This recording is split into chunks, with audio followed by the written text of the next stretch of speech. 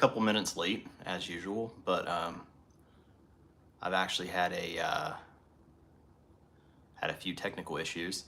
So this is the September 2024 live stream. I think there's already a comment. Let me see what it said here. Oh, Max says, I've largely missed the last two shows. I was so upset I lost my job. I started a new job in 2 weeks as a data center technician. It's the highest paying job I've had. Hope your life is good. Hey, that's awesome, man. Thank you. What is that exactly? I mean, I know what a data center is, but what? Why would you? Sorry, there's an ad playing over here. After a car accident. We've been right here in Indianapolis for decades. I've got the chat over here on my computer so I can see the comments better.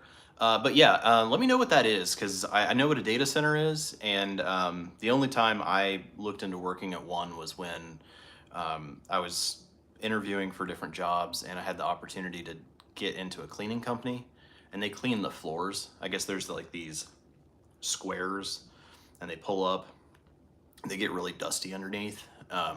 So that was the whole job, is vacuuming those out, but I don't think that's what you're doing. Jennifer says, congratulations, Max. I will be here a short while before I need to sleep. Hey, totally understand. I know it's pretty late for you over there. I appreciate you being here, though. Let's see. Ola Senor says, hey, Mark, how's the frat job going? Well, it's going okay. You guys know how I go, or like how I am with a lot of jobs, so going okay is pretty good, I guess. So the guys aren't too bad. I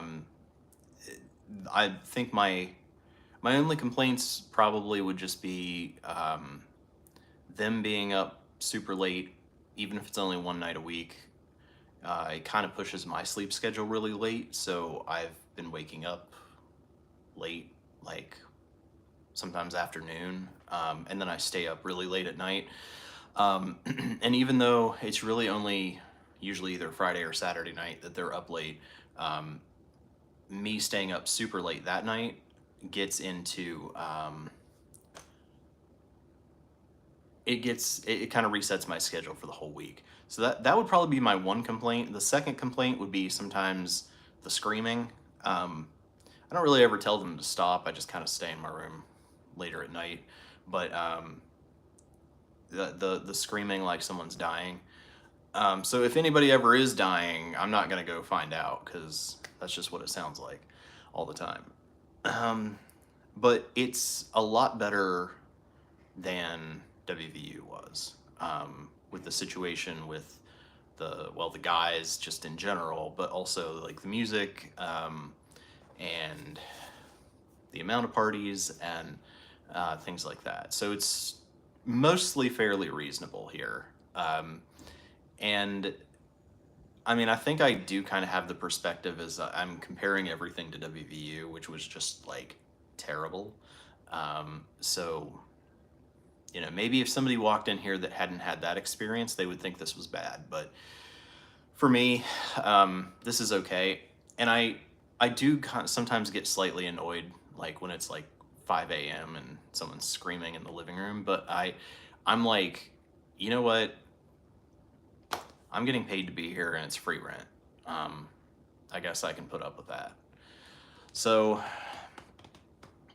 yeah, it's not perfect, but it's working so far. I did actually get the budget for next year, and I won't know until spring for sure about contract renewal, but assuming my contract is renewed for next year, I'm not getting a raise, which I was kind of bummed about. They've been increasing the wage for these positions, but yeah, for some reason they just didn't increase mine for next year, which kind of sucks because of like inflation and stuff. But I also can't really complain because I'm the highest paid house director in the whole system. I mean, like in our whole fraternity. So yeah, I can't really say anything about that. Let me see here. Ola Senor says, any crazy parties? Well, so I don't go to them, and it depends on if the university would say that I'm supposed to be at all of them. The fraternity would say you can go if you want. We'd rather you didn't. Uh, so I don't go. Now, last night I went down to the kitchen around, I don't know, like midnight. There were a lot of people in this house. They had an event out back. I didn't go, but there were a lot of people there. And got stuck in the back hallway trying to get down to the kitchen. And eventually I just told the people sitting down there guarding the door, I'm just like, look, I'll just go around the other way. There was no way through there. There was literally like so many people in the house you couldn't get through the hallways. So no actual really crazy parties. You got to understand, this is IU. It's a dry campus, which doesn't mean that they don't drink, but like it's toned down like a lot compared to a normal college campus. I mean, it's supposed to mean they don't drink, but you know, and I'm not in charge of enforcing that. So, but like, yeah, so you've got, first, they're not supposed to be drinking at all. And second, the university just started some really strict rules this year. At the beginning of this school year, they're not allowed to have any outdoor amplified noise after 11 p.m. So the party has to come inside at that point, which is not really what happens. There'll be a few people that'll go up to the rooms, or there'll be some guys in the front living room playing poker, but most everybody else either goes home or they go out to the bars at that point. So it's not that loud. Like it's not all that bad. And so I don't know how crazy the parties have been. It's definitely not like WVU where like my furniture's shaking and Fetty Wap shows up in my living room. So, Jennifer says, can you update us on how your financial goals are going now that things are finally going okay again?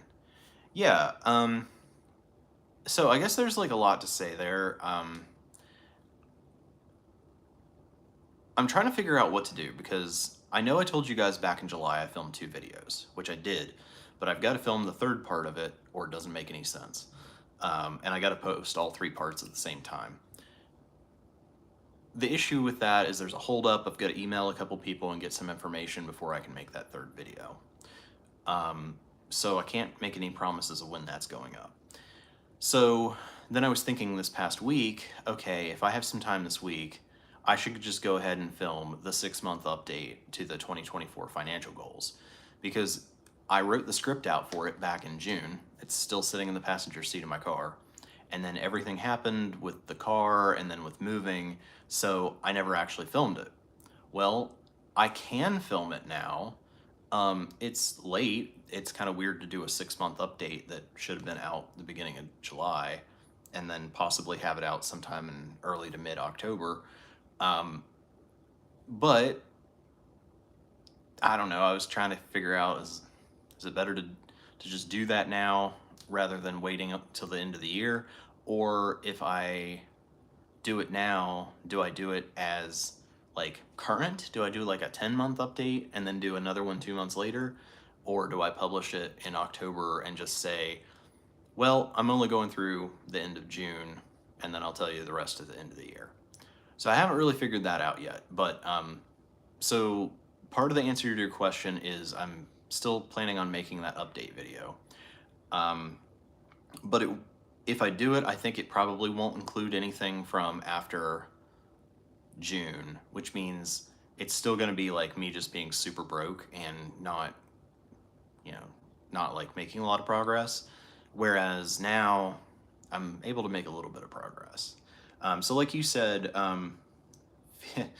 things are finally going okay again. I am at the extreme very beginning of that. I'm not quite sure I'd say everything's okay because I have so much to catch up on from, well, 3.5 years of everything the girl inflicted, everything from getting behind on everything and not being able to even file taxes to tying up loose ends with a lawsuit and trying to get caught up on past due bills and invoices and things like that. So things definitely aren't in any way easy. They're obviously easier because I have a place to live and I've got money coming in. But they're not like completely sorted out. So in the time that I know that I have here, because I have like a 1 year contract, and like I said, I don't know for sure if it's going to be renewed yet. I'm trying to make as much progress as I can, and I'm trying to do it as strategically as I can, so that if things end, that I have made some progress and set myself up, hopefully, for success, or like an easy transition at the end of my contract. Because there's a few things that could happen, but one, it's possible the landlord might not renew our lease, so we need to wait to find that out to make sure that we actually get the lease signed next year for this house. And if that's the case, my boss told me that they will have a position for me. He's considered sending me to Purdue, which is also somewhat near Indianapolis. And then the issue is it pays a lot less. It sounds like the house director suite there is a lot nicer, but smaller than what I have, but it pays a lot less. So kind of have to get my shit together by the end of the year, by the end of the school year, so that hopefully, if that happens, and I have to take a reduced income next year, that I have some income coming in from somewhere else to supplement that. So that's the first issue, is whether we'll have the house renewed. There's always the possibility something would happen with the fraternity and they would do something stupid and get kicked off campus, at which point it's kind of uncertain what would happen to me. And that's not up to me, that's up to the guys. Like, if they get in trouble, I could be out of here soon. And then, of course, they could not like me and not renew my contract at the end of the year. So that's another thing too. So those are all things that can happen. That's why things are still kind of unstable as far as planning any farther than May. What was the rest of your question? Oh, yes, financial goals. Okay, so I'm just going to touch on this briefly, but even though I got in here in the end of July, I was still completely broke. I don't remember if I told you guys this. Oh, yes, I did. Okay, I told you guys this. Basically, I got in here the end of July, and like the weekend after I got here, the car, I don't know what happened with the car. It's all kinds of messed up. And so, like, for the entire month of August, I didn't drive it. And I've got it to a point now where I can drive it. There is something seriously wrong with it, and I can only drive it for about a mile at a time.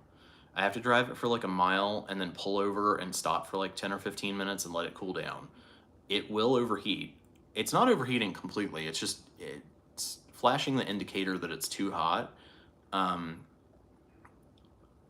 But it doesn't completely overheat where the signal goes solid red. And it's weird because I was driving last night and the heat doesn't work anymore at all. I have no idea how the car can be overheating and the heat doesn't work. It's, if you turn the heater on full blast, it feels like the air conditioner's on. And the only time I've experienced that was when I was having the problem with the thermostat in July. And what happened was it was getting stuck open. So it was like just all of the coolant was going through the system all the time. So the car like never warmed up. But that doesn't make sense because the car can't overheat if if it's always cold. But when it was doing that, it was keeping the heat from working. But now it's not working. I don't know what's going on. Anyway, so basically I thought, okay, with this car, once I get it out to Indiana, it's not coming back. It's going to be an around town car. Um, in reality, it's more of a around this quarter of town car. I can drive it to the grocery store, which is the most valuable thing that it can do for me right now. Because I wasted so much money on like Instacart because it's so expensive, and also so much time walking and then like hauling all my groceries back in my backpack. It would literally take me like 2 hours every day to walk to the store and back. So basically, um, so the car is one issue. I don't know what's going to happen with that long term, but it's going to be a long term thing because I can't afford to do anything with it right now. But at least it can get me to the grocery store.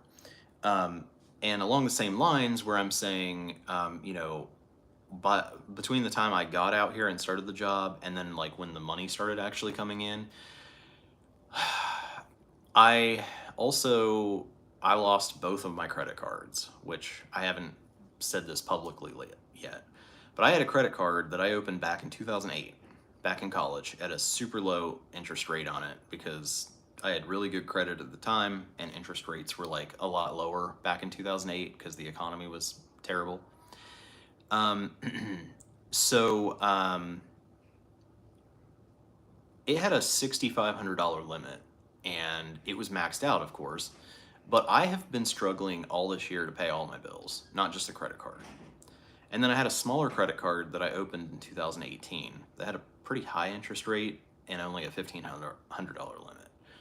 Um, and I would pay when I could, and I'd make payment arrangements, but then I'd like make the first payment and I'd never be able to make the rest. And it was like that all year long. And in August, I think it was the end of August, maybe it was the first week of September, they charged off the big one. Um, so I'm really upset about that, especially because I'd done so much work when I was in college before anybody else was thinking about this stuff. I was using Mint to do my finances. I was checking my credit, and I was building my credit with this credit card, and now I no longer have that. So my one of my older accounts is gone. $6,500 in available. Well, not that it was available, but $6,500 credit limit is gone.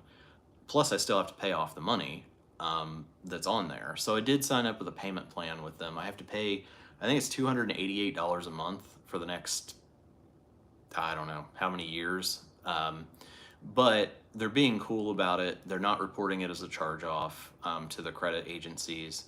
And while they did show the account is closed, so it doesn't show that I have that credit limit anymore, they're not reporting like late payments or anything, and they are reporting the balance. So as the balance continues to go down, that'll help on my credit report too. Now, the other credit card, the small one, at the same time in the same month, they restricted it because it was like right about to charge off. And I made a payment arrangement with them and I got it under the credit limit. I paid like 300 and some dollars. And so it's under the credit limit, but they restricted the card, and it's Capital One. And Capital One almost never unrestricts a card that's restricted. So I'm going to pay a lot of it off and then I'll ask them, but I don't have much hope that they will. Because that's just their policy, is like they almost never do that. So really, I've lost both credit cards. So I have no credit. And, so if I need to get a hotel or something, I can't.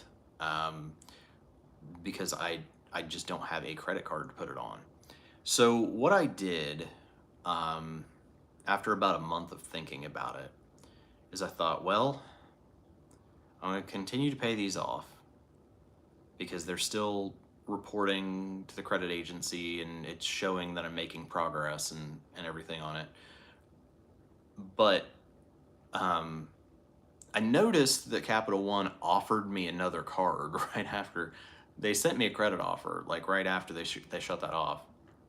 But I was like, no, I'm not doing that. So what I did is I set up a secured card, um, which it's almost like a prepaid um, credit card. It's for people that have like no credit.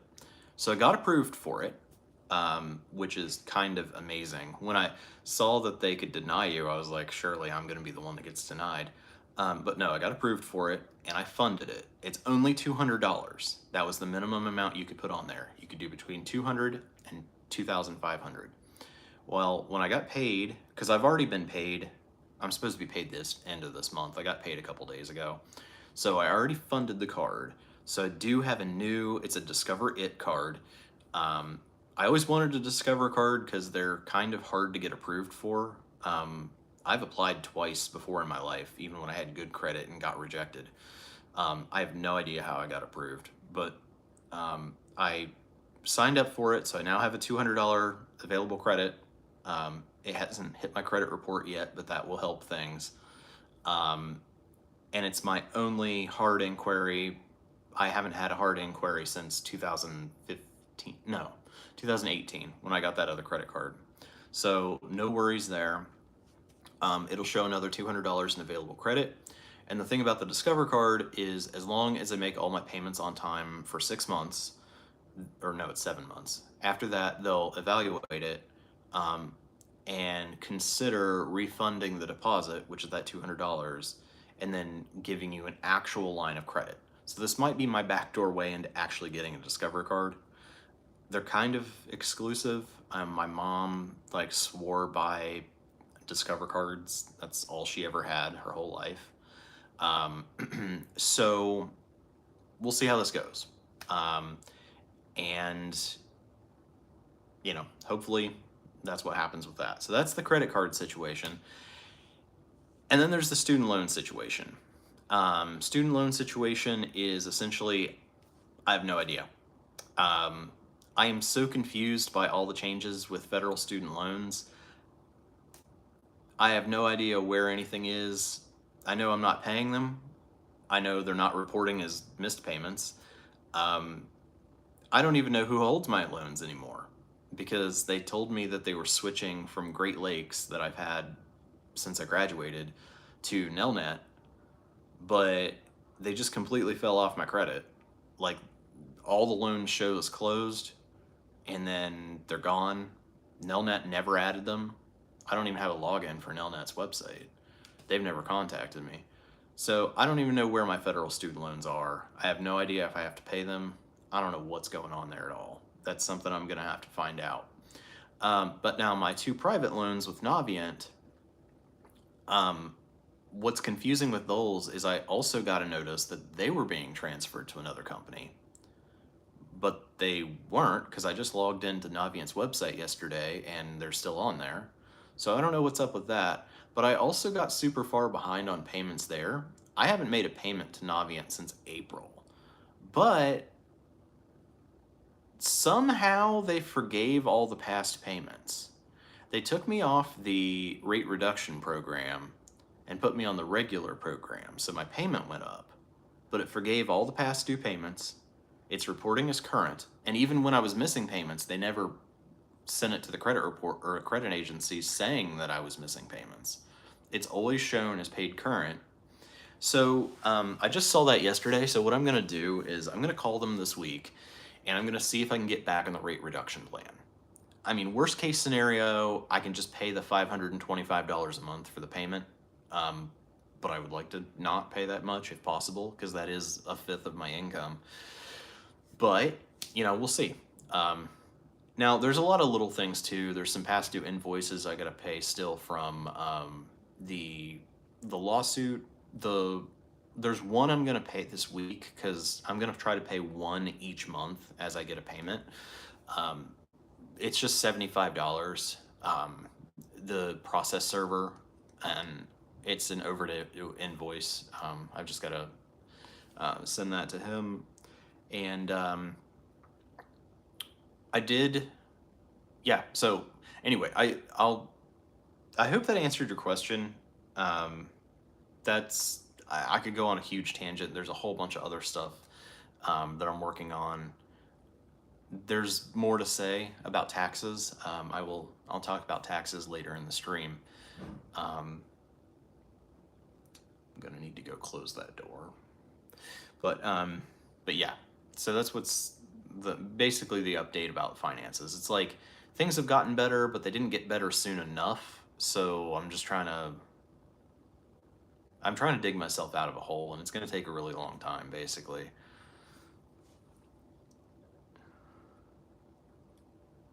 Ola Senor says, "LOL, why are they screaming?" I don't know. We didn't at my house when I was in college, and I don't even remember the WVU guys doing that. They just they scream, and it's not like they're yelling at each other. They just scream like they're being murdered, and I don't know. I mean, it seems to really only happen mostly like at night when they're drinking. John Doe says, "Hey, Mark in chat." Hey, John. And he says, "Oh, at least they can still drink at bars." Yeah, that's true. Only thing would be most of the guys that live in the house are between 19 and 21. So, I mean, I can't say that they don't have like fake IDs or something, but like most of them probably shouldn't be allowed to drink at the bars. What actually happens, I'm not really sure.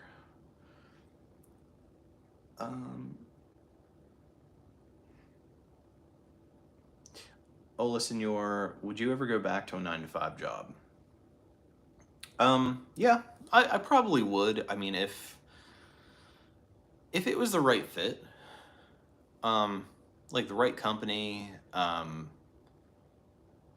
if pay was good and they treated me well and things like that, I mean, I could, sure. I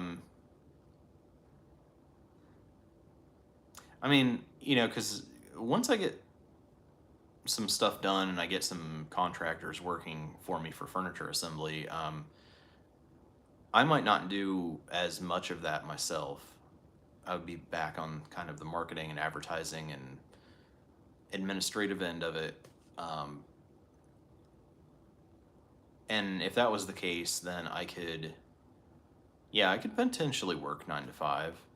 It would just have to be the right fit, and I think that would be really difficult to find, but I'm not saying it's impossible.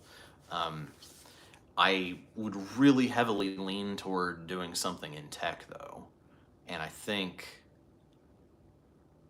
that might be hard to find. I don't know. I'm not really actively looking for anything right now, but I do get these emails from LinkedIn once or twice a week with like jobs they suggest, and I look through those, and sometimes I'll apply to one. I've gotten a lot of rejection emails, and I've not gotten any requests for interviews, even phone screens. So I'm not really keeping track of how many I apply to versus how many I hear back from. But yeah, because technically, like with the fraternity, I can do this work anytime. Like I can do it at night. There are a few times like random meetings I have to go to and things like that where I need to be available during the day. But for the most part, I should be able to go work a job and then come back and do this. Yeah, and Ola Senor says, does the campus have a Zipcar you can rent? Yeah, so that's the plan. I signed up for Zipcar back in August first week of September when I got my first pay. Just because I had walked everywhere in August and that was terrible. I got it primarily for 2 reasons. One was because I wanted to use it to go to the grocery store, and the second reason was because if I do get any furniture assembly jobs, like I mean, I was lucky the one that I got before was actually somewhere in town that was walkable, and I just took the bus part way and then walked the rest of the way. But um but yeah, basically um the plan is now I got booked for TaskRabbit tomorrow. I have not been booked for TaskRabbit since the beginning of July when I was back in Ohio.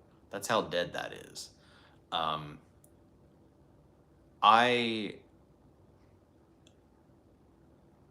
I got booked. Of course, now the person's not responding, so I have no idea.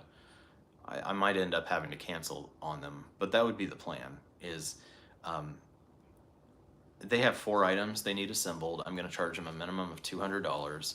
Um, I don't get the discounted campus rate on the Zipcar, so I pay the $9 a month plus whatever the fee is for the daily rental, which I think comes out to just over $100. So if I make that's a 24-hour rental, it includes gas and 200 free miles. Indianapolis is about 50 miles north of here, so up and back is 100 miles. That gives me 100 miles to spare. So what I'm going to do is, using tomorrow as an example, I'm going to take the car, I'm going to rent the car, I'm going to drive to Indianapolis. It's in Fishers, which is like northeast Indianapolis. And I'm going to go do that job, make $200, which covers the cost of the car plus $100. But then while I have the car, I'm not going to waste it. I'm going to run a couple of errands while I'm in Indianapolis. And then I'm also going to do DoorDash. I mean, they're paying for my gas. I just have to watch the mileage. Doesn't go over 200, but yeah, I'm going to do DoorDash to make even more money on top of that $100 profit. I've already paid for the car and they're paying for gas, so I'm not really losing anything doing DoorDash then. It's pretty much all profit. And I can be less selective about what orders I take then too, because a lot of the orders are not good and they're like not very profitable. But if my cost basis has already been covered by the money I made from TaskRabbit, then I've got the car, then I might as well spend the day making some more money with it, which is what I'm planning on doing. So I'm hoping that I can make like at least $50 on DoorDash, which would mean that I would have spent $100 on the car, but I made $250. So I'm still profiting $150 for the day, which doesn't sound like that much, but I also have my regular pay for my regular job coming in. So this is just extra money that can go toward bills or something. And then Ola Senor also said, how's the love life? I'm not sure I have an update on that, but let me think about that. I'm going to go close this door and I'm going to grab a drink because I haven't done drink of the day yet, and it's for some reason really hot in here. So let me go take care of that. I'll be right back.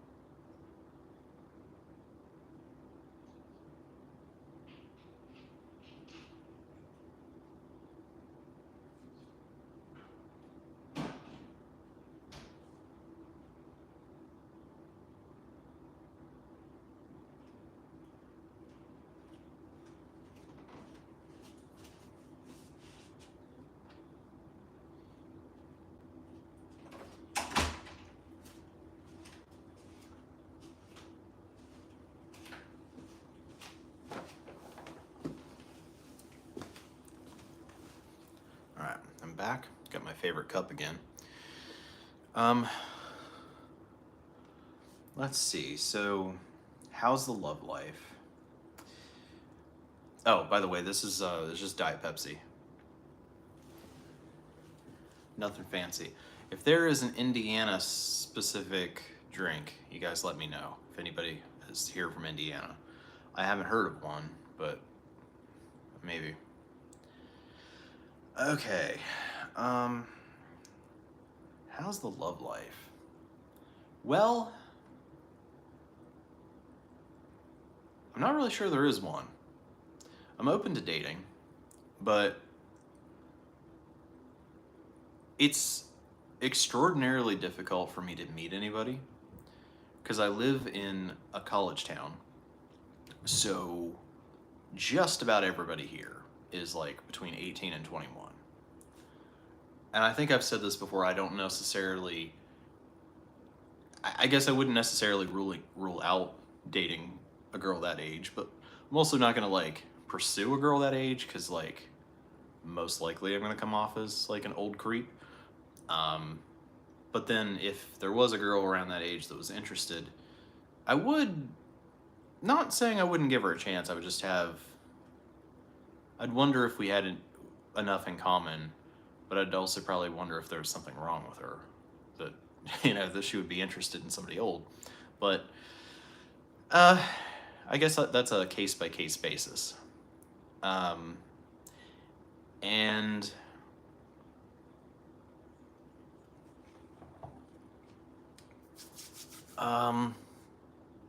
let's see. So the other thing is,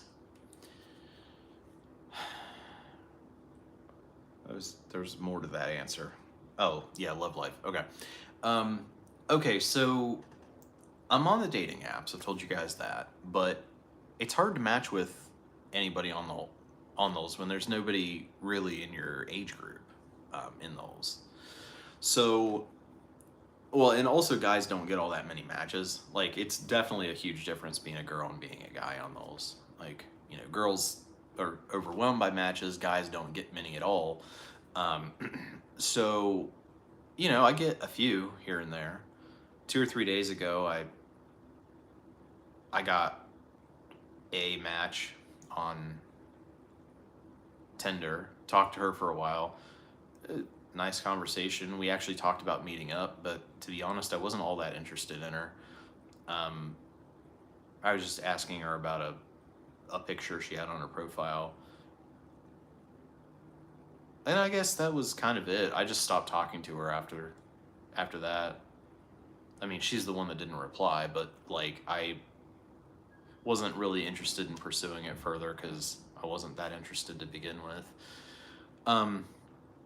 The matches that I'm getting though are all in Indianapolis, which is what I figured. I mean, I'm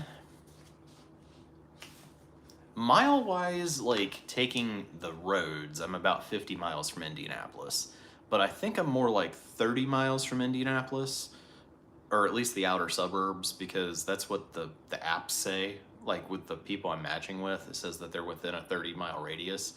So like straight line, I think it's like 30 miles to the south suburbs. But now, of course, there's the issue with the car, so I'm not sure, you know, I kind of have to like run past anybody I'd meet, be like, hey, can you come to Bloomington? Or, you know, I can come to you, but not all that often because I have to rent a car to do it. So that's a consideration.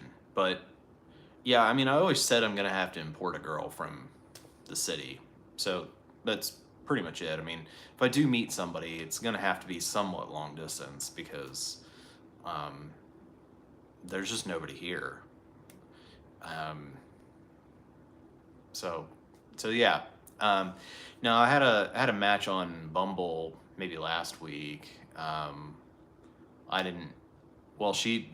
What is the point of Bumble? Bumble makes no sense. Like, women expect men to message them first, but then they create a dating app where women have to message men first. Well, that's not how it works. I get matches on there, but like 90% of the time, they just end up expiring because women don't message men. Like, I mean, they do. Like, my ex messaged me first on a dating site. That's how that whole thing started. But like, I'm saying like most of the time that doesn't happen. So why would you create an app where in order for it to function, that has to happen? It just doesn't make any sense. But, also people are just not using the dating apps like they used to. And I'm kind of, with what I do, like with my work and what I'm involved with here in the city, I don't really go anywhere where I'd meet anybody off an app. So, I don't know.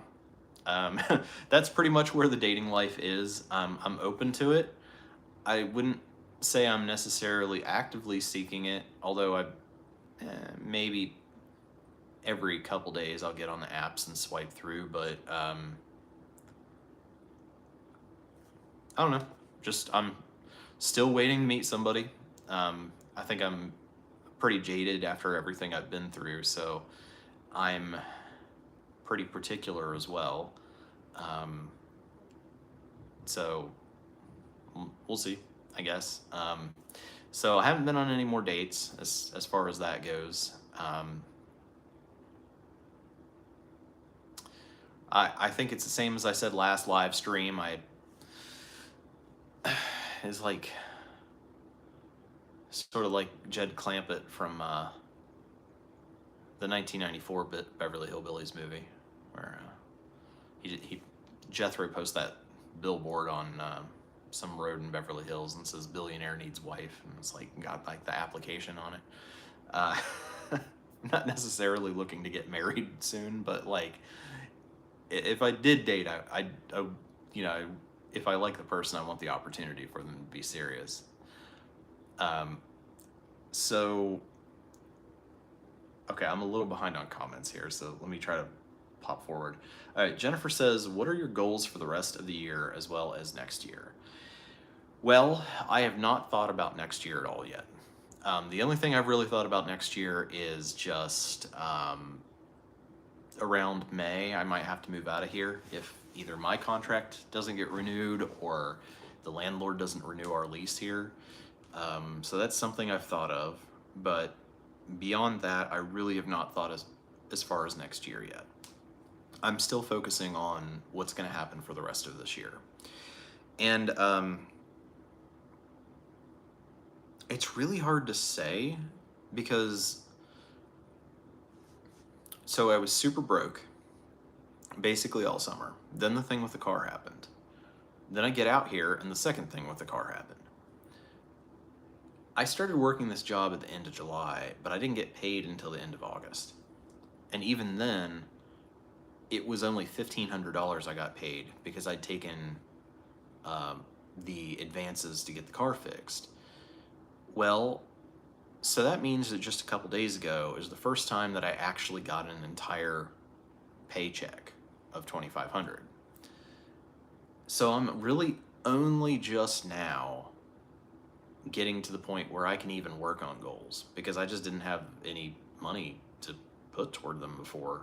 There was no point in even making them because I was not able to make any progress. So I guess the goals for the rest of the year are not so much goals as they are just I kind of have a budget in mind and I want to, by following that budget, get caught up on some things. So I have started, like I said, one each pay. I'm going to pay off those past due invoices from the lawsuit. This month is the $75 one. I'm going to work on fixing my credit, primarily by paying off the credit cards little by little. And then also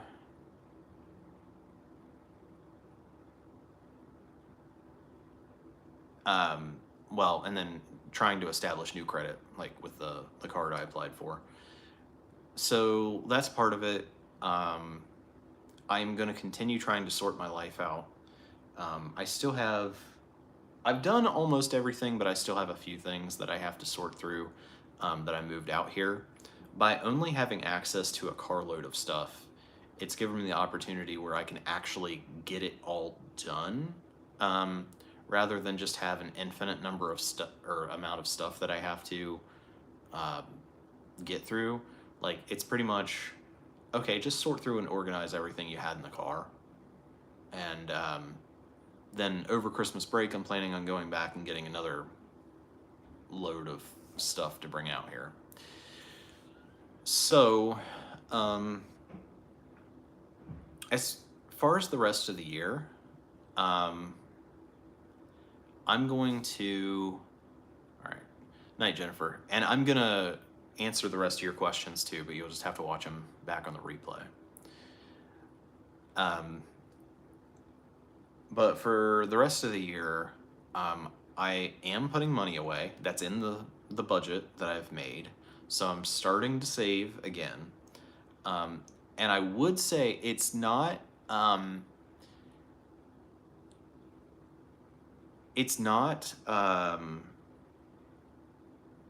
was I gonna say?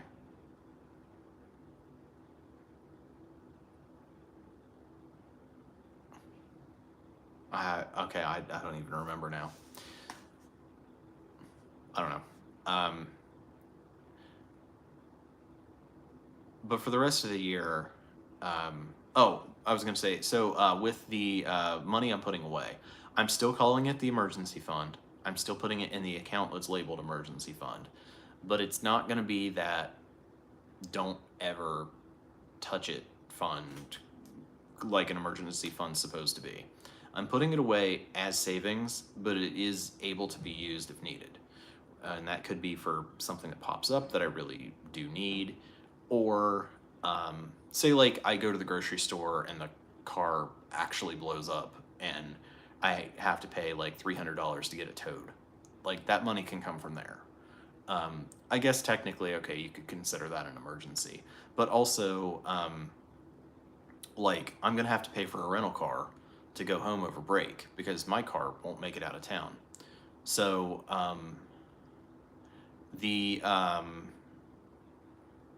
so like, it's gonna cost like $400 and some to rent a zip car for an entire week. And I'm gonna do that, but like, part of the money I'm putting away is so that I have the money at the time to do that. So I have some stuff I have to take care of in Ohio over break. I'm gonna try to get my teeth cleaned. I'm setting a dentist appointment. I gotta go get some stuff from the storage unit. I actually have to run to the court to pick up. It was some stuff I should have got when I came back from North Carolina. It's like the final documents from the lawsuit. Of course, they just wanted to be assholes and never send it to me, so I have to go get it from the court itself. And then oh,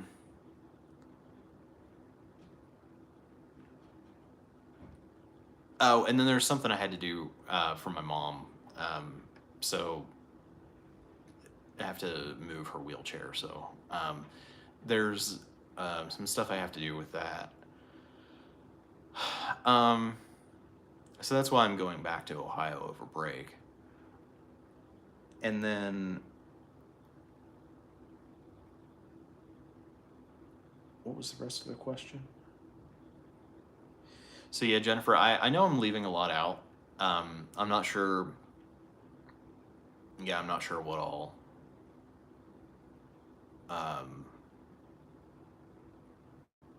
What all I've got going on. It's basically just get caught up on things.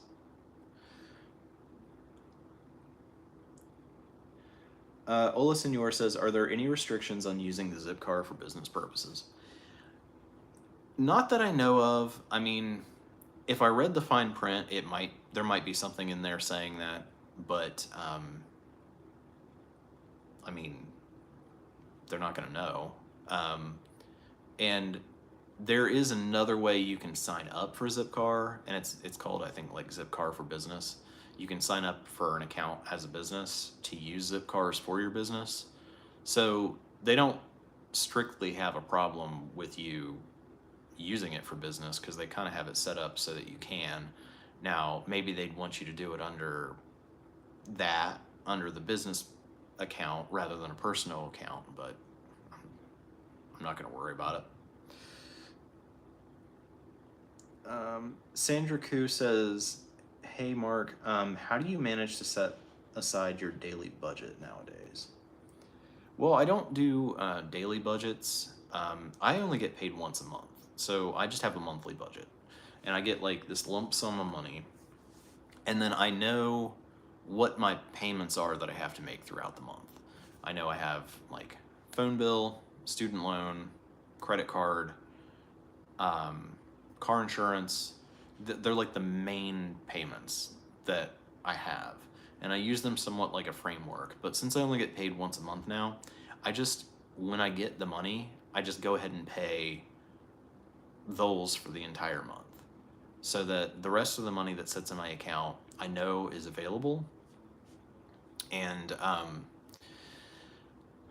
I can use it for whatever I need. But I'm trying not to be wasteful. Like I do have to buy some groceries because we don't have food service on the weekends in the dining hall, but I try not to be wasteful about it. And I'll go get some groceries, and then basically, other than bills, that's probably my biggest expense. Now, since I am driving the car, I do have some gas, but I think I got maybe like $20 last month. So it's an expense, but it's not that much. And so I do a monthly budget rather than a daily budget. And then whatever is left in my account when I get paid the next time, that money will be for whatever I need. Not for something stupid or frivolous, but like it might go toward debt or something like that.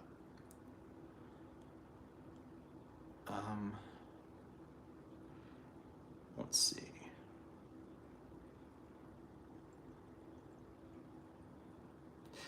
TMUSA, by the way, I did get your email. I'm going to try to reply to you tonight or maybe tomorrow, just depending. I've had it up on a tab for a couple days. I've been really busy. I've been answering questions, so I haven't even gotten to it, but this has been an incredibly busy month. Basically everything from the guys moving in through like this whole month has just been extremely busy. And yeah, so I'm kind of, finally I got some stuff done, I think, where I'm a little bit more unburied, but I'm now working on my taxes, so that takes up the rest of my time.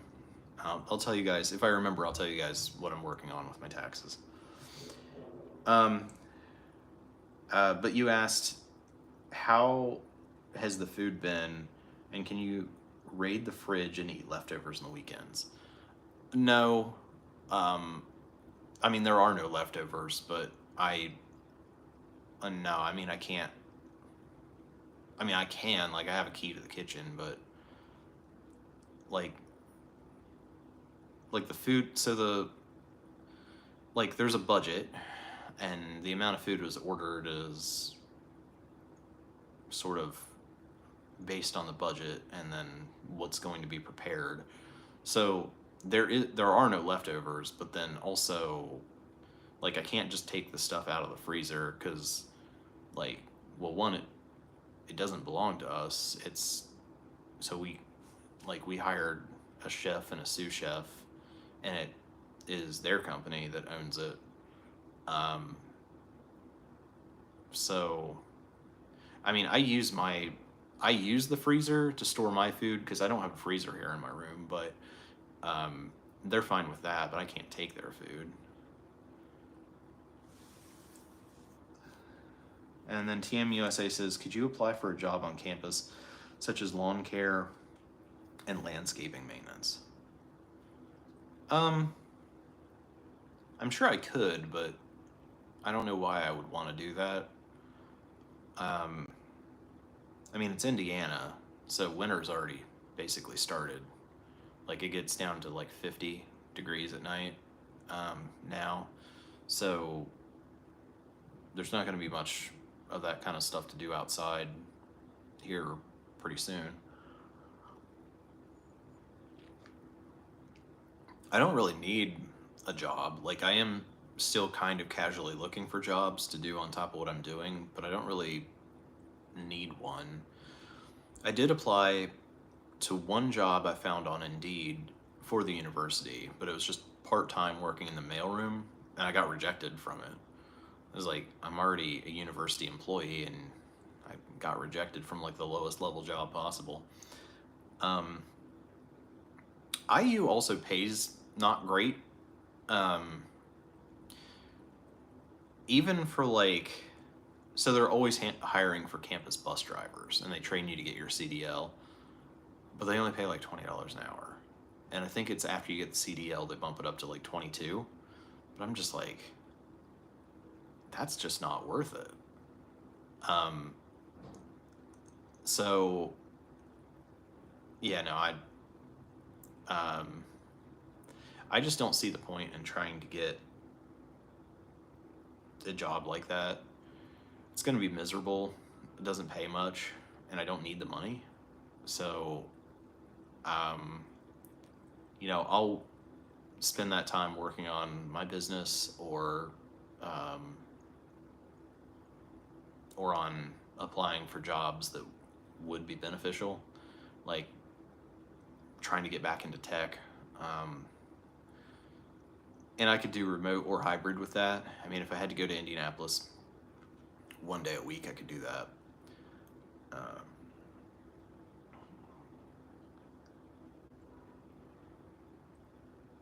Oh yeah, and by the way, guys, I'm sneezing a lot. Um, I just thought of it because it's about to happen right now, but not as bad as last month. Um, so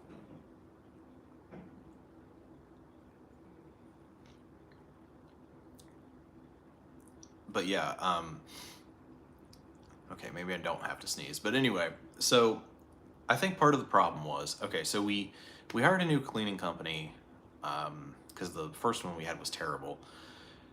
They came in and they cleaned my carpets, and in order to clean my carpets, I had to actually sweep everything because it was disgusting when I moved in here. So after sweeping it and getting a ton of what I think was dog hair, um, my allergies have been a lot better. I don't know if it's the dog hair or if it's the actual carpet cleaning, but that's been a lot better.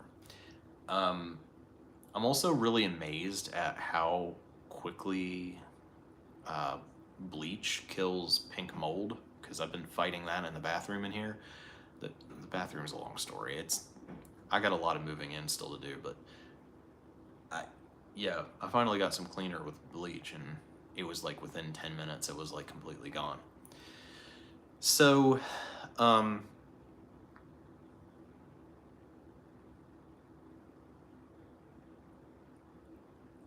I forget what else I was going to say about that.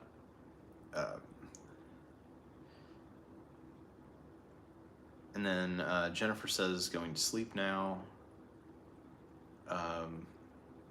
Good night. It was nice joining you all for this live.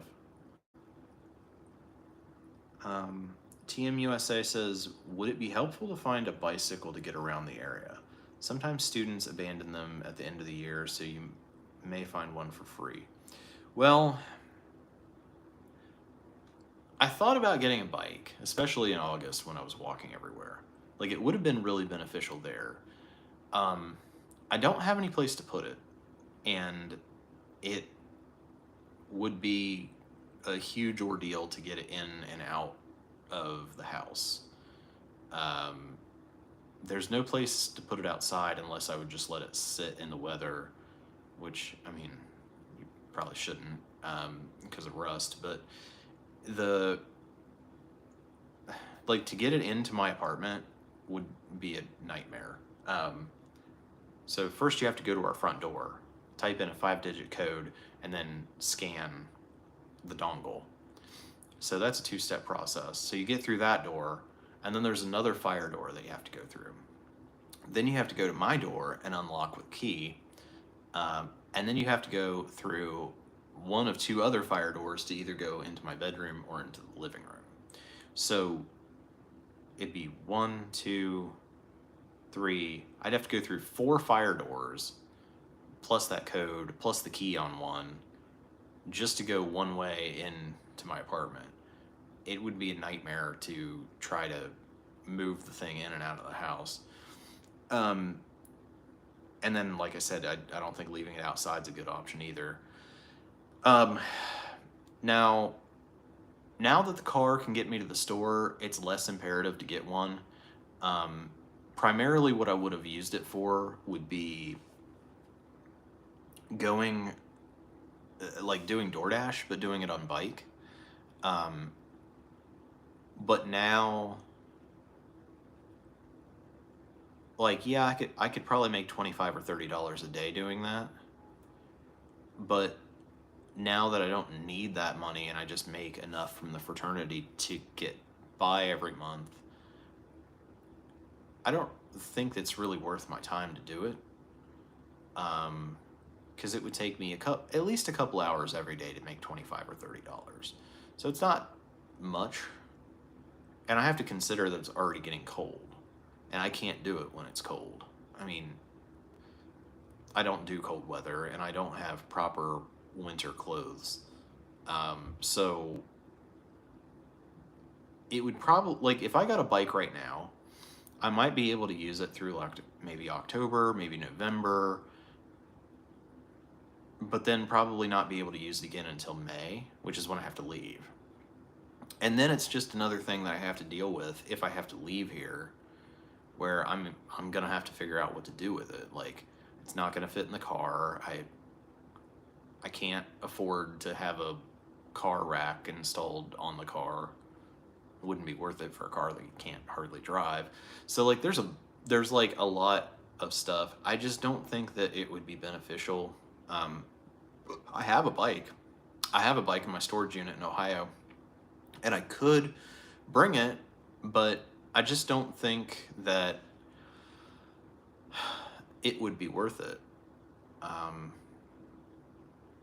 There's really not anywhere to go here anyway. I mean, if I need to go to campus for a meeting, because I do have a meeting on the 1st, which I think is Tuesday, but I'll just take the bus because it runs out front of the house and it goes right to campus. So, and it's free. So I'll just do that. I've still got to go get my ID. I don't have my my faculty ID yet, but well, partly because they're making me pay $25 to get it, but I need to eventually probably do that this month.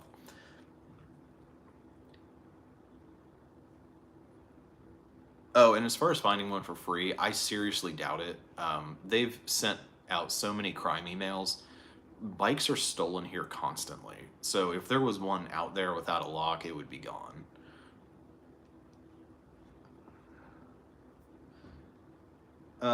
Ola Senor says, have you thought about appearing on Caleb Webb's show?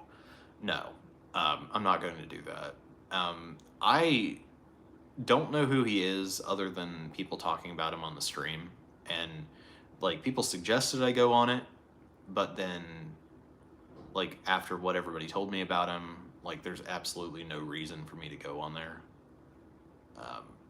Like, and I mean, as somebody pointed out, the problem is not that I don't handle money well. I do handle money well when I have it. I have a problem making money, which is not what he deals with. He berates people for how they spend money. And that's not my problem. So, and even before getting the job that I have now, it wouldn't have been beneficial because, like, if I wasn't making the money, there would have been nothing I could do. There's nothing he could tell me to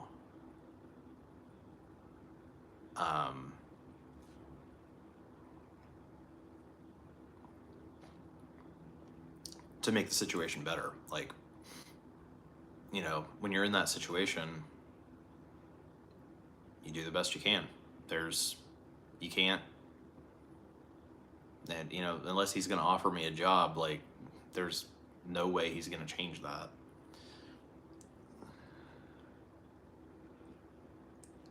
Okay, It's Okay to Be Regular says, how does it feel living with college kids? Do you feel more like a peer or a dad?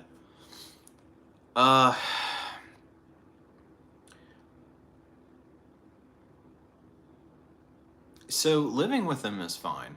I don't feel any sort of way about that. It's kind of an unusual setup because, like, I have my own private apartment, but they don't have their own private apartments. So to me, it kind of feels like an apartment complex where we just have like a shared hallway or something. But we do share all those spaces, like the front living room and things like that. So on the one hand, it doesn't really feel any different than having your own apartment and there's just like random neighbors out in the hallway. But on the other hand, once you get outside my apartment, it is like you're sharing a house with somebody. So I don't know. I don't have a problem with it. Like, I'm having a problem getting to know them because there are 77 guys that live in the house and we have like 200 guys in the chapter. I know the chapter president, I know the house manager, I know the dude that lives upstairs above me. And there's a couple other ones that like I've had work orders for and things like that I've gotten to at least know their name and their room number, know what they look like, but I don't know most of them. Like, I say hey to the guys in the hallway, but like it's kind of hopeless for me to actually learn all of these faces. I'm lucky to remember my own name most days, so yeah. And then the rest of your question, it was, do you feel more like a peer or a dad? Definitely not a dad. That's weird. I don't like kids and I don't want kids and I don't. Some of them do refer to me as house dad, although they've never said that to my face. But like I'll hear, well, like last night I went out in the hallway at like 3 a.m. and there were a couple people out there and the girl must have asked who I was or something, and I heard the guy saying something about house dad. So I mean, it's not like there's anything wrong with them saying that. I think my hang up is just I don't like the parent idea. I mean, my title's house director, and I'm fine with that because it's just like basically being an RD in a dorm, like a resident director. It's the same thing. I don't have any problem with that. It's just traditionally, like years ago, like 50s and 60s, there were house moms, there were house dads, and like that's where the term comes from. But the job is like completely different now. I'm like really just more of a corporate property manager, and it's it's weird to me. I never refer to myself that way, but I don't feel like a peer either. I mean, I kind of did when I went to WVU. I thought that I was. This is only 2 years ago, 3 years ago, something like that. I was gonna not be an active brother at the level that I was when I was an undergrad because I had my own stuff going on. But I was planning on going to all the chapter meetings and at least making an appearance at the social events and things like that. Here, I don't do that at all. I've gone to one chapter meeting, and that was just to make some announcements. I've gone to one other meeting that we had last week because our national president came in town. I don't like really participate in any of the chapter stuff here. And I don't hang out with the guys either. They don't necessarily tell me when they're having an event or invite me to parties. And like technically the university says I'm supposed to go. I'm not going to do that. But you know, it's kind of like I'm already. Um, I don't know. I guess it's just like I don't feel like I'm a member of the chapter, and I'm okay with that because I've got so much on my mind and so much that I'm trying to do that I don't have time for any of that. And this isn't my chapter. This isn't like when you join a fraternity, you join a chapter of guys that you get along with as your peers and as your friends. And, you know, I don't know if these guys and I would be friends. I mean, we're brothers in the fraternity, but I don't know if we would be friends if I was not a member and I was looking to rush a house. Um, so because they're not like the guys that were from my home chapter. I mean, they're okay, but they're like I don't know that they'd be my friend group. Um, so it's kind of neither of those things that you asked about. John Doe says, "How is eating in the dining hall?" It's okay. There for a while we had an issue with cleanliness in the dining hall, but they've been doing better about um, getting the tables wiped down. And most of the food is okay. It's definitely like school cafeteria quality. Every once in a while, a chef will make something that's like really good, but for the most part, it's really incredibly cheap ingredients. Um, I don't know what we're gonna do for next year because there's this other company that's new in town, and I like them, but I don't think we can afford them. There's this other company that does everything from scratch. They don't do any like pre-made like food service stuff. They make everything. But I also know if I suggest that to my boss, he's just gonna be like, "No way!" Like, there's no way that we're gonna have the budget for that.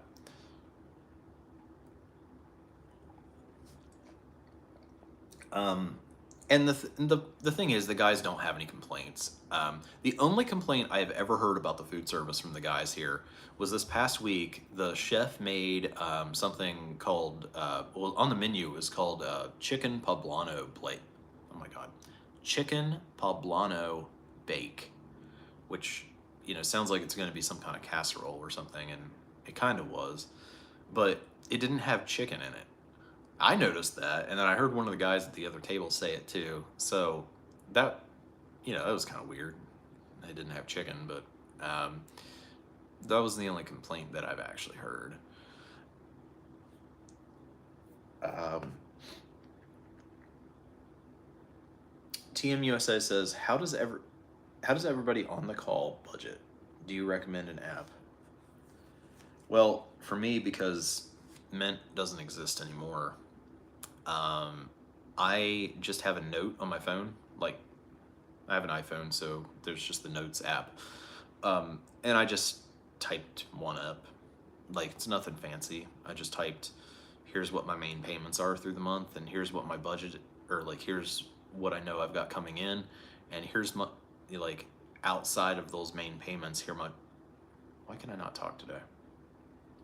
Here's how much I should have left over after all my main payments are made. And that's it. Like, it's really simplistic, but it did show me that like I can comfortably live on the money that I'm making and have money left over.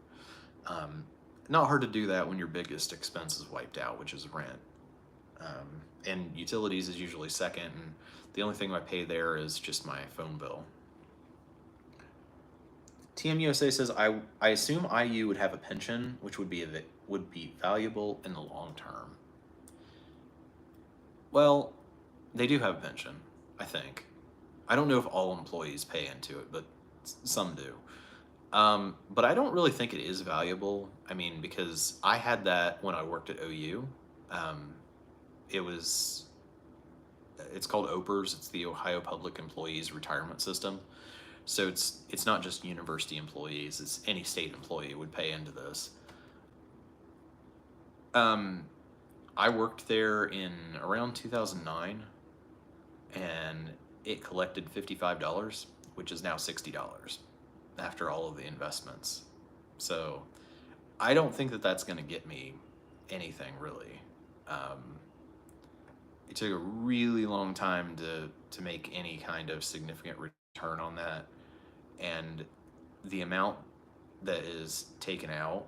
I mean, the amount that's taken out is so small. I would have to work there for many years for it to be a significant amount for any kind of like pension distribution.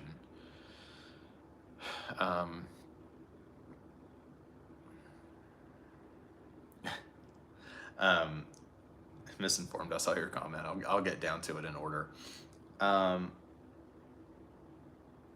Freshlight says, "Why do you say you don't need the job and you don't need the money, despite having so much to catch up on to get out of this prolonged situation of not having enough money?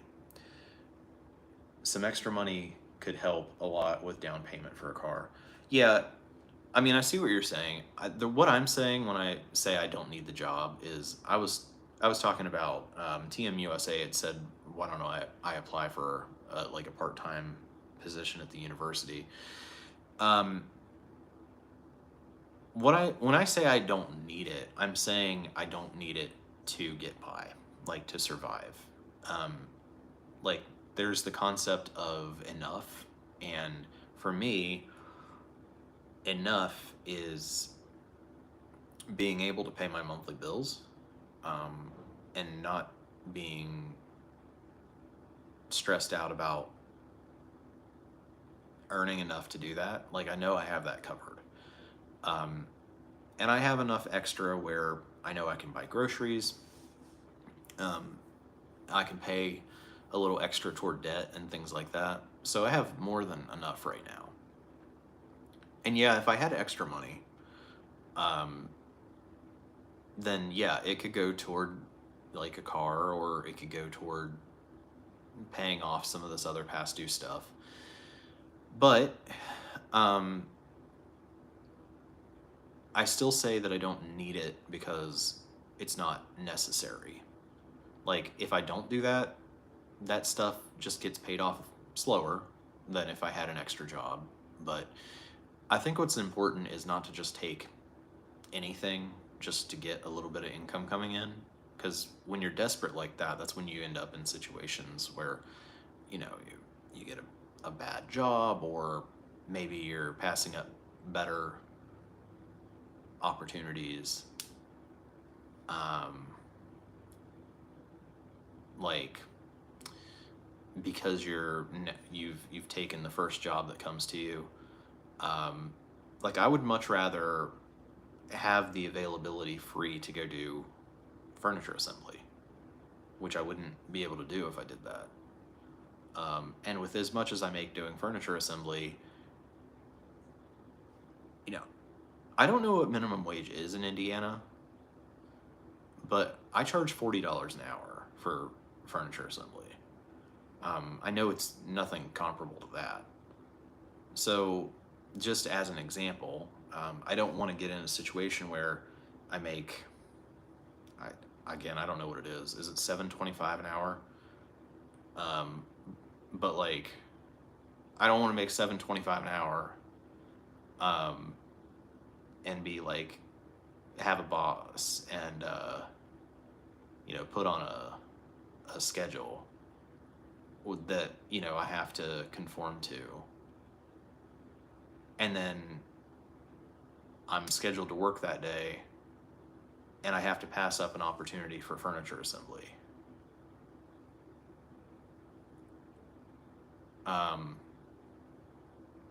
Yeah, that just doesn't make any sense to me. I mean, now that I have all my bills covered, I'm in an opportunity where I can wait until I can find something really good. And that's if I do still need to find something really good, because I do have money coming in sporadically from furniture assembly, and I'm also building that business, because it's not just me. I have a contractor now. I have a guy in Louisville,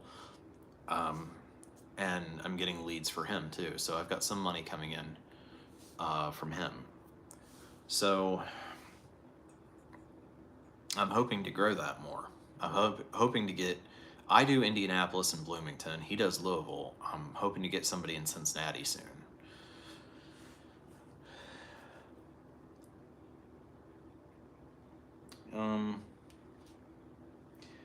Okay, it's okay to be regular says, what's your dating age range?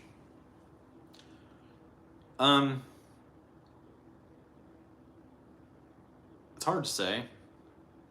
I mean, on the apps, I change it up a little bit. My whole dating experience life, I've always had it like 18 to whatever my age is. Well, 18 just because that's like, legal. But of course, I was 27 when I was dating last, before the girl. So when you're 27, that kind of makes sense. It's like, oh, well, anybody legal up to my age. But then like that gap has gotten a lot wider over the years. And now that I'm single again, it depends on where I am. Like if I'm back home, I'll put 18 to, well, I think I always put a year younger than me, like 18 to 38 then. Because there's not that many people on the apps anyway, so I can swipe through everyone with that age range and still not have anybody else to swipe on. Now here, it's a little bit different. I think I have them all set to like 22 or something to 38 or 39. I don't want to date somebody older than me because I'm in a weird age, okay? I know I've aged a lot in the last 3 years. Well, actually, even if you look at pictures of me from 2022, I have some on my phone I might post eventually. Like, I still look 10 years younger than I do now. Like, this lawsuit and all this stress, and I'm sure being homeless didn't help it, I have aged a lot visually. But, like, I've always been, like, young looking for my age. And, so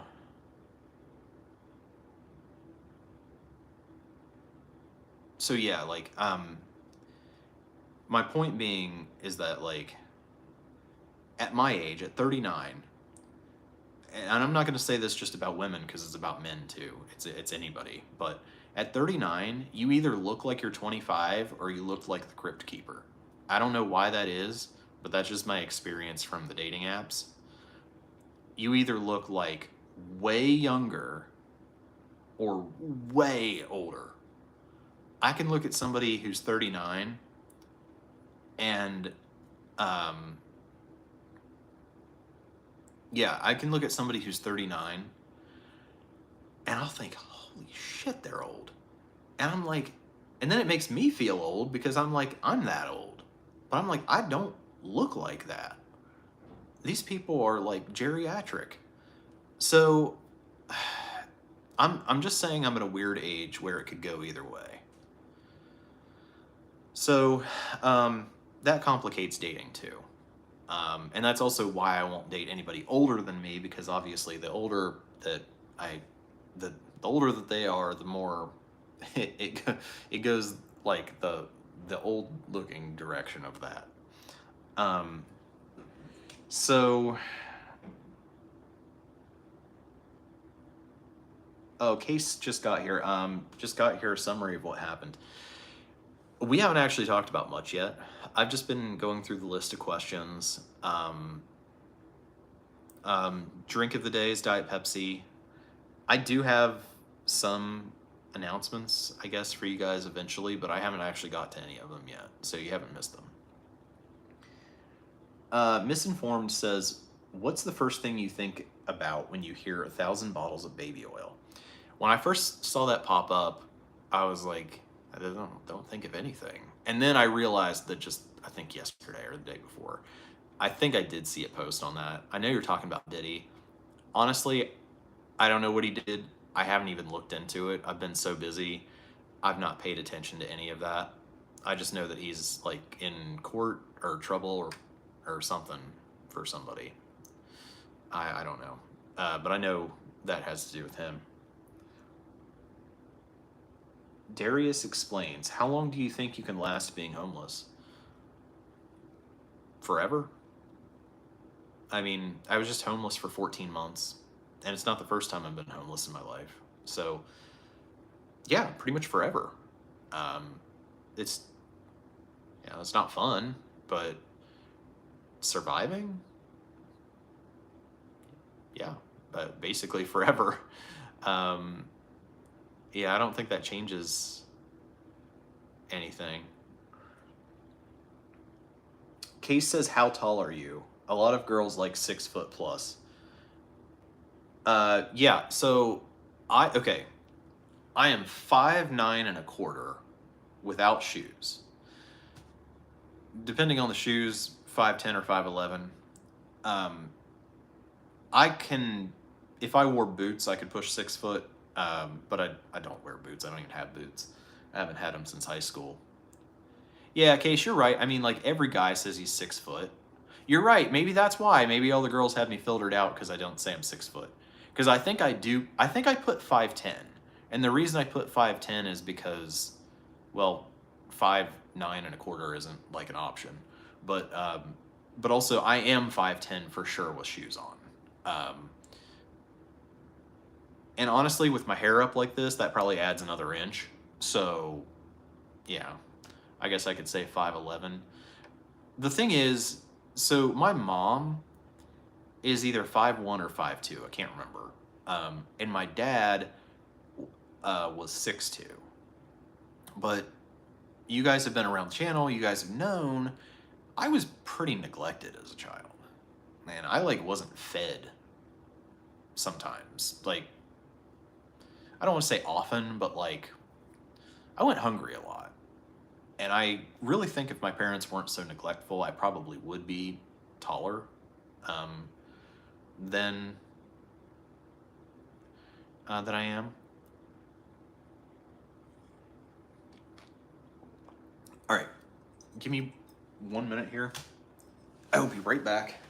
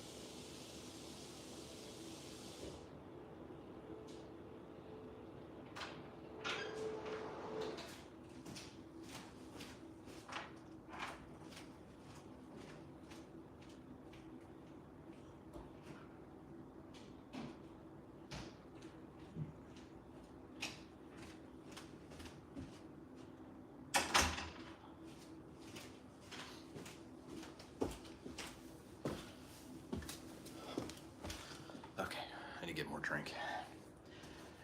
Okay, so back to the comments here. Oh, in case your other comment was, is having babies important to you? Maybe a late 30 won't be fertile enough. No, I don't want kids, like, at all. Like, won't even consider it. So, as far as that, late 30s, that's totally fine. Let me turn the air conditioning off. It's freezing in here.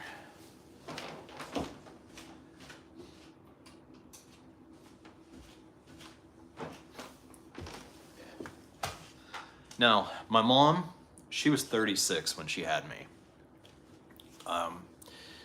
And I think I turned out mostly fine. But yeah, definitely ideally, if you wanted kids, Earlier would be better.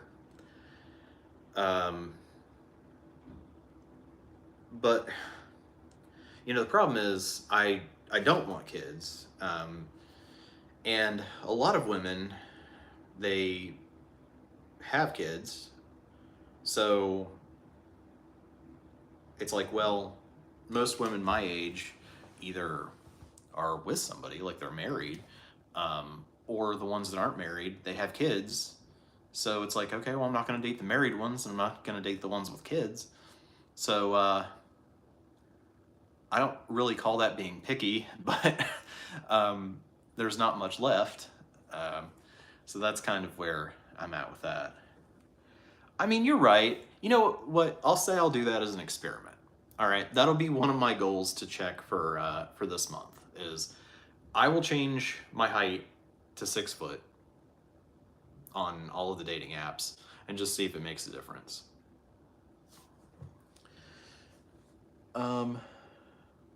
Case says, you shrink when you are at the end of the day for standing too long. So you were probably 6 when you were all stretched out in the morning. Just say you were 6. Yeah, that's a good point. I haven't thought about that.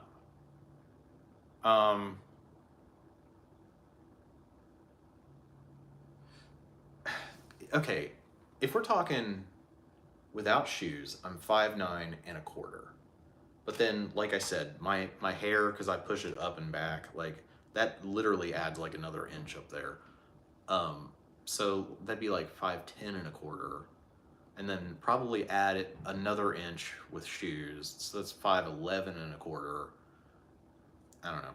Anyway, I had this one friend who, she was a girl.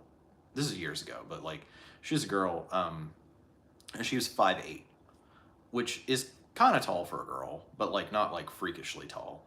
And because we were like around the same height, like she's 5'8" and I was 5'10" with shoes, she would always make fun of me and call me short and stuff. And she was like she was trying to give me a complex about it. And I'm like, I'm not short. And I looked up the average American male height, and it was like 5'7" or something like that. And I'm like, I'm more than 2 inches taller than average. Like, I'm not short. And so anyway, nobody ever really considers me short, although I will say I feel short when I'm around the guys here. I don't think there's anybody in this house that's not taller than me. I don't know if it's like an Indiana thing. I don't know if it's a Gen Z thing, but they're huge. So I don't know, but Fresh Light says, okay, got it. If you are actively trying for a furniture assembly job, then indeed it will get you extra money with good hourly rate. Yeah. So because I'm kind of going 2 different ways with that. Like, one, I do furniture assembly myself, and I do make some extra money from that. There's not a whole lot of demand here. I did one job in August for a realtor who was setting up an Airbnb, and like I said, I got booked for TaskRabbit tomorrow, but also have not heard back from her, so that might not happen. But here and there, I'm picking up work. So but then, like, yeah, I also have other people that are going to be working for me. Darius explains, did you ever consider being a teacher or government worker for stability and benefits? They say after 10 years of payment, they would forgive your debt. Well, I never considered doing those for stability and benefits. I don't really think I ever really considered being a government worker. I mean, I did work for the government. So in 2020, I got hired on to do the census, which is part of the government. But then COVID hit, and they just like never called me back. Like, I got hired and I did some of the onboarding paperwork, but not all of it. And then I never heard from them ever again, So I did work for the government then. And I'll also, also during 2020, when I worked for Battelle, which was the scientific research agency, I was working for Battelle, but Battelle was working on a government contract. That was the job that I was doing. So I worked for the Defense Department doing that. But I was just doing it because I needed a job, not necessarily for the stability. Um, Now, the teacher thing, I did originally go to college for music education. Um, but the reason that I went for that is mostly because I had no idea what I wanted to do. Every job that I looked into to try to go to college for, I was finding things I didn't like about it, and I had no idea what I was going to do. And we got a new band director my senior year of high school, and he really took a liking to me, and he was like, "You'd be really good at this. You should go to school for it." And he gave me a couple volunteer positions at the high school, and I liked what I was doing. But honestly, I mean, I'm really glad now that I didn't become a teacher, because back in 2003, 2004, when I was doing this, people didn't hate teachers yet. They're pretty actively hated now by, I think, the majority of people. That didn't used to be a thing.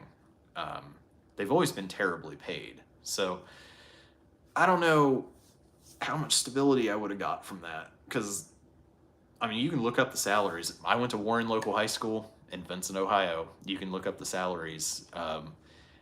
I think you would be hard pressed to find any of them that are paid over 40,000. I know the starting salary was 19,000 for my band director, and I mean, yeah, that was 2003, but that shows you what they were being paid. Um, so yeah, I don't think I don't think that would have benefited me any. Case says, so are you okay with dating single mother and take care of somebody else's kids? No. I won't date a single mother, period. Like, there's no consideration there. Um, I I got in that situation last year when I was dating Amy Jo. Well, dating might not be the right word, but going on dates and kind of being a thing, I guess. Um, she had kids. Was in a really weird situation. With her, we really did hit it off. So I I told her from the beginning that I would not be in a relationship with her because she had kids. And she was totally understanding about it. That was the girl that I told you guys about, that like she was kind of willing to like just ignore her kids, which is not, I didn't ask for that, but she just kind of offered that. And um I mean, yeah, I kind of saw that as a negative thing, even though like yeah, it was like cool, okay, she's gonna spend more time with me, but like at the same time, I saw why that was a negative thing, if that makes sense. And just to give you guys an update about Amy Jo, I I may have gone over and looked at her ex, who her baby daddy. His Facebook is like public. I went over and I looked at it, and well, found out where Amy Jo is. Remember, she ghosted me, left me for that girl, bought a house with the girl, like completely without telling me. Um, she apparently um, she went and filed a restraining order against her ex. It was denied because he proved she was lying. Um, they took custody of the kids. The court took custody of the kids away from her, and is making her, who did not have a job, by the way, pay her ex, who was a multimillionaire, but not because he's like that great of a guy, but because he got run over by a street sweeper, and that he got like some big court settlement. But like, she is paying a multimillionaire child support because he got full custody of the kids. Then she is now either pregnant or has already birthed that thing. So I'm not sure exactly, but like, yeah, that was a lot. So as much as it hurt when she ghosted me, I guess over time I found out she wasn't a very good person. So, I mean, she was a super good friend to me. And like I told you guys before, when she decided she wanted to be with that girl and buy a house with her, I would have still been her friend. She didn't have to like disappear, but I don't know.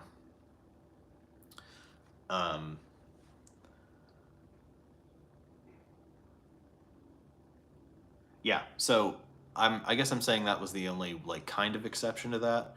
But I told her right away, I'm like, I'm not like, you're not going to be my girlfriend. Like I don't date women with kids. Like we can be friends, we can go on dates. Like she wanted to help me with my business, and I was helping her with her business. She's a farmer for hire, and I was like, um, you know, we can push each other, help each other. That's cool. Um, but I kind of thought of it like my great grandma. I remember her. She died when I was like two and a half, something like that. But I do remember her. And after she and my great grandfather got divorced, which was like unheard of at the time, um, she never remarried. But there was Uncle AC, who my mom swears there was nothing going on there, but pretty sure there was. Uncle AC was technically the hired farmhand that lived in the house with her, um, and now my mom swears they had separate bedrooms, but the 1950 census lists them as partners.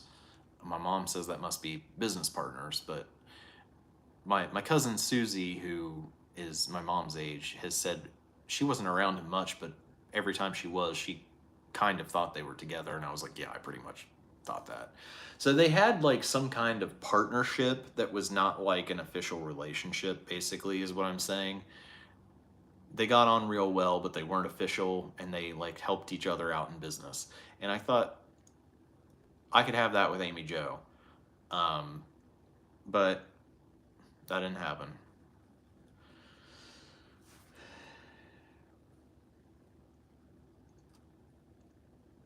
Max says, do you think living in your car made you stronger? Is it as bad as it sounds? Well, to answer your second question first, it's not as bad as it sounds at all. People make such a big deal about it. It's really not that big a deal at all. In fact, when I go home for winter break, I'm planning on living in the rental car for a few days because I can't get a hotel without credit, and even if I could, I don't want to spend the money on it. So I'm planning on just sleeping in the back seat of the rental car for like maybe 3 nights when I'm home over Christmas break. The worst thing about it is the lack of a space to lay stuff out and organize it and have like a work area. So it kills productivity, but no, there's nothing bad about it at all. I would suggest if you do that you get a co-working space, or maybe if you have a job, maybe you can just use your own office after hours for whatever you need to work on. But that productivity issue is the biggest thing. And that's part of why I got so behind on stuff. It really, I don't know if I can describe it in a way that somebody who hasn't lived in a car could understand, but it kills your productivity. And the only way to get around that is to have like a separate space where you can keep things organized, and you can spread out all your working material. Even if that's just taking everything to a library during the day. But then libraries close. So normal hours, where I know for me, my most productive hours are between like midnight and 3 a.m. That's when I do most of my work. I can't do that in the car. There's no way to set stuff up in there, and the library's not open in the middle of the night. All right, I'm actually gonna fill my drink now.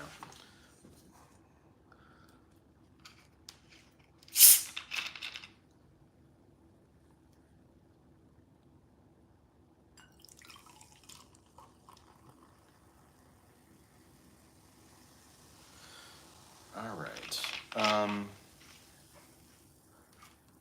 Fresh Light says, did you get a bed?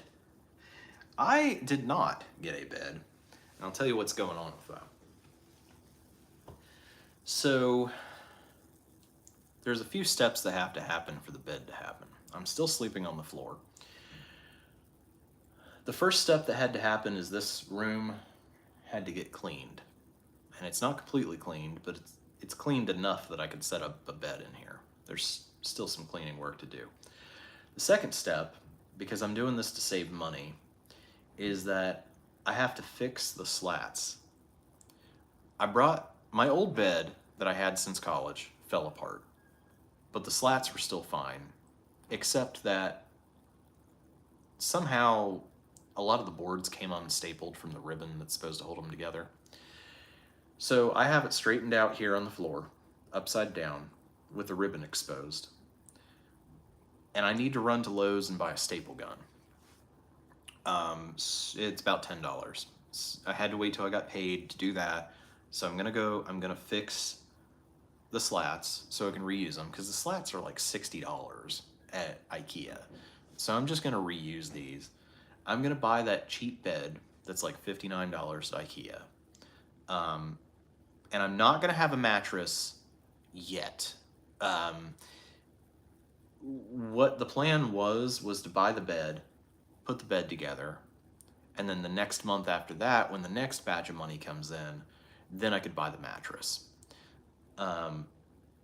So in the meantime, I'll set the bed up, set the slats up, and then I'll just set everything that I'm sleeping on now on top of those slats.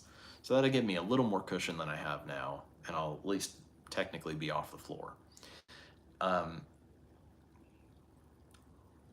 The reason that I haven't bought the bed yet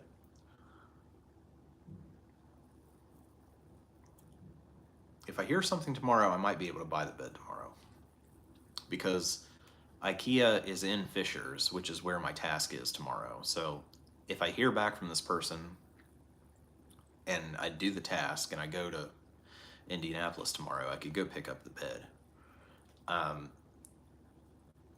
But the holdup has been, I came out here with a carload completely full of stuff. And if I buy any more stuff, I can't fit it in the car if I have to leave, right? Like if my contract's not renewed, or if the house lease is not renewed, I won't be able to, I'm about to turn the heat on in here. It is freezing.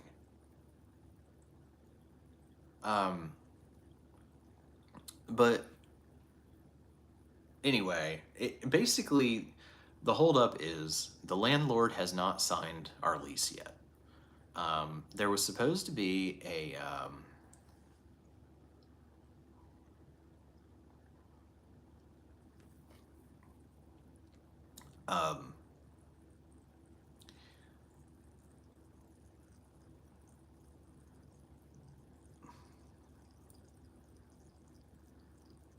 sorry, I'm spacing out.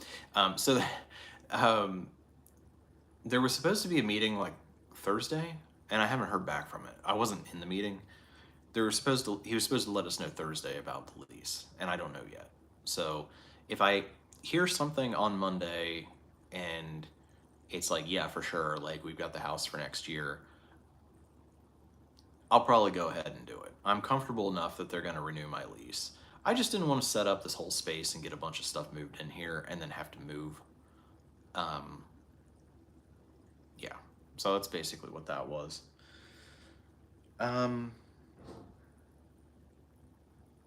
Darius explains, what is the most money you've ever made in a year? Well, I would say 2020.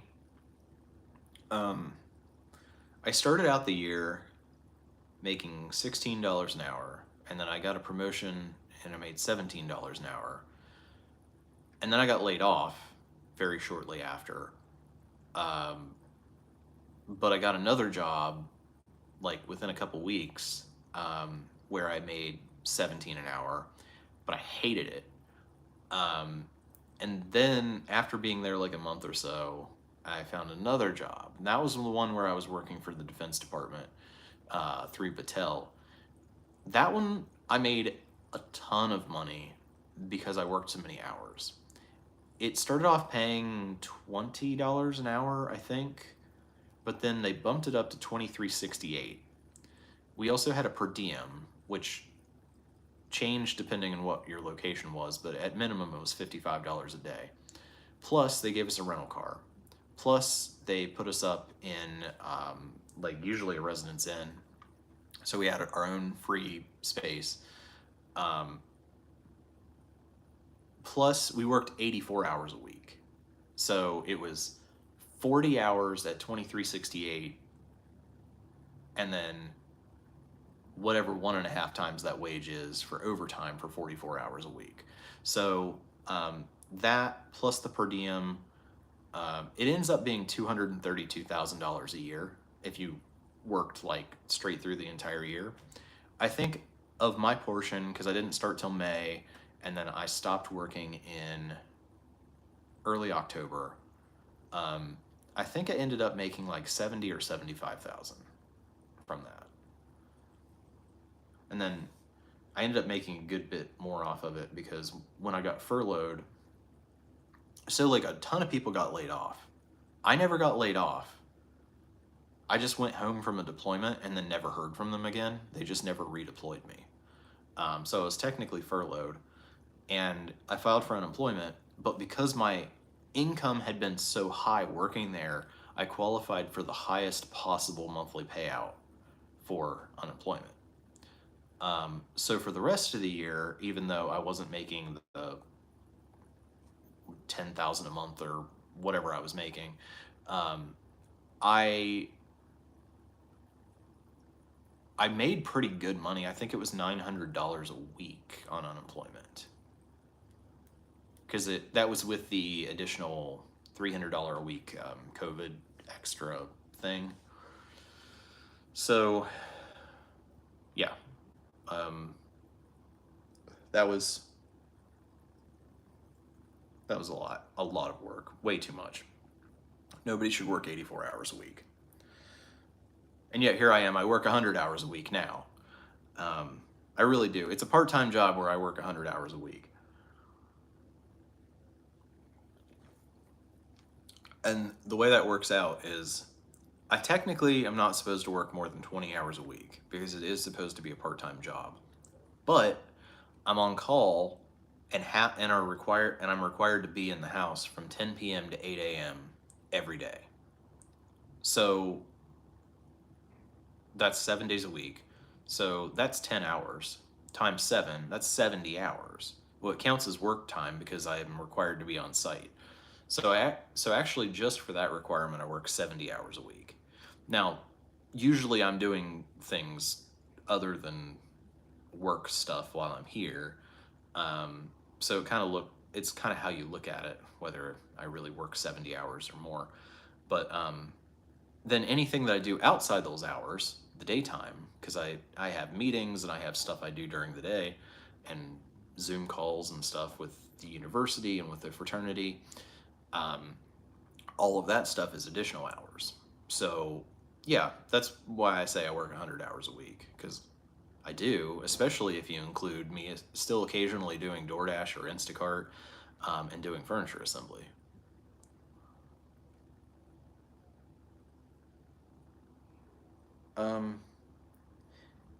So TMUSA says, you said you have a new mattress in a box in your rental store or rental garage. you need to pick that up during winter break and use that. At least have it with you to sell on Marketplace for a decent bit of cash. It's not a mattress, it's a bed. Um, it's not a, like, it doesn't have a mattress with it. It's, I'm too emotionally, I don't know the word, emotionally something with that to do anything with it right now. It's the bed the girl picked out um, for us to take to North Carolina. Um, and I'm not ready to do anything. Like I don't want to get rid of it right now, but at the same time I don't want to use it because of what it is, right? Like I don't want to unbox it and bring it here. Um, and it's like upsetting, but then like it's also like bringing her into this space, that, and I don't want that either. Like it's kind of nice that I have the distance between us because it gives me kind of a buffer from all of the stuff that happened back there. It's kind of nice. I mean, not that I'm not constantly like experiencing flashbacks, and I don't know how to describe it, but I constantly have problems from what I went through with her. But it's so much better here where there's not the constant reminders of her, um, that I would have like being home.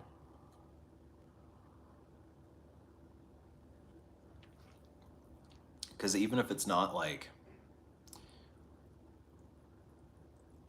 a place that I was with her, it'll be like, so I can give you an example, like IKEA in Columbus.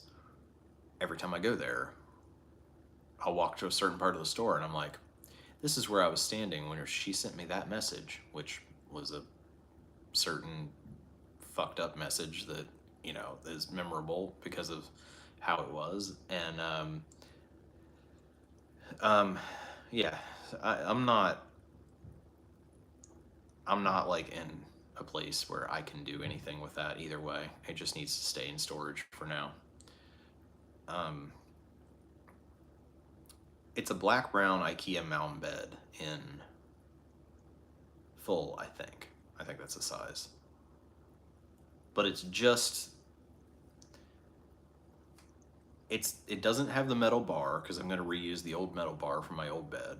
It doesn't have the slats because I was going to reuse them, and during COVID you couldn't get the slats because there was a wood shortage, so they weren't even selling them at the time. But it's the two boxes of the mound bed, which is the one has like headboards, headboard and footboard, and then the other one has the side rails, and the metal pieces that go on the side. But eventually I will do something with it, but I haven't been able to work through any of that stuff yet. And it's not going to be a short-term thing. It's still something that's going to be pretty long-term. Max says, have you listened to I do not like the way that's spelled. Daughtry, I guess. He made some bangers 15 years ago. I've heard the name. I can't name any of the songs. 15 years ago. What was that?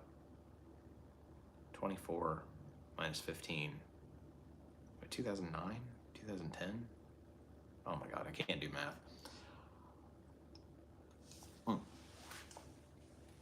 Okay, you guys can continue to comment and I'll get back to you, but since we're for the first time at the end of the comments, I'll just tell you guys a little bit about what's going on with me. So when we did the last live stream, it was the end of August, and that was when the guys started moving in. So that was like the beginning of me doing like the actual work, I guess. Um,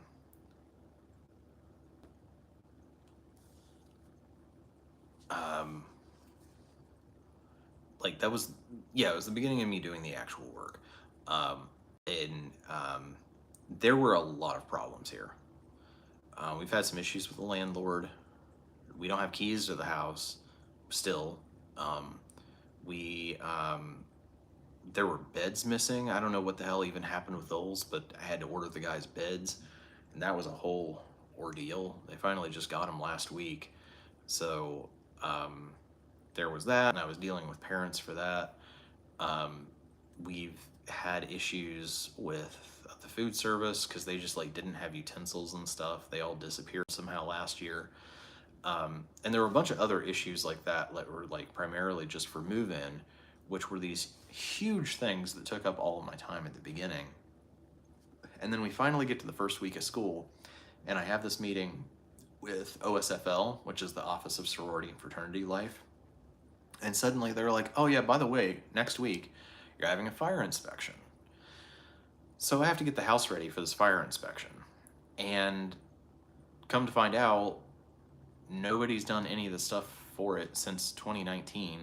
And so we're trying to get everything updated, and I can't get the documents I need. Anyway, it was a massive amount of time that I had to spend on this. I mean, now we have beds. We've got most of the food service issues taken care of. The keys thing is totally on the landlord. I've done everything I have to do to send him, so we're just waiting on him on that. Most of the move-in issues now, the cleaners, that was a whole other ordeal. Most of the issues are like at least mostly sorted out. So that is why I have not really done anything on YouTube for the last month. And it shouldn't have been that bad. Like this stuff, all of that stuff that took all that time away from me should have been done last year. It should have been done before the guys moved out last year. And nobody was expecting me to have to do that when I first got here. So now that that's mostly over, I can work less, and I can also shift my focus to other things that I have to take care of in my personal life. And the one big thing that I've been dealing with for like the last 2 weeks is I started getting these notifications from TurboTax saying like, hey, the tax deadline's coming up October 15th. Because if you guys remember, I haven't filed my taxes. I didn't file my 2021 taxes because if you think about what happened, I filed my 2020 taxes in April of 2021. So that was right on time. But the problems had started by that point. And then you guys know how 2021 went for me. And by the time it was time to file 2021 taxes, that was the month that the whole court thing was, and how that completely traumatized me. So I filed for an extension, but by the time the extension deadline came around, I was busy filing the appeal with the Supreme Court. And then by the time that I was supposed to file 2022 taxes, I was getting stabbed by my roommate. So, and then I was homeless. And so like I have not been able to do this. And so anyway,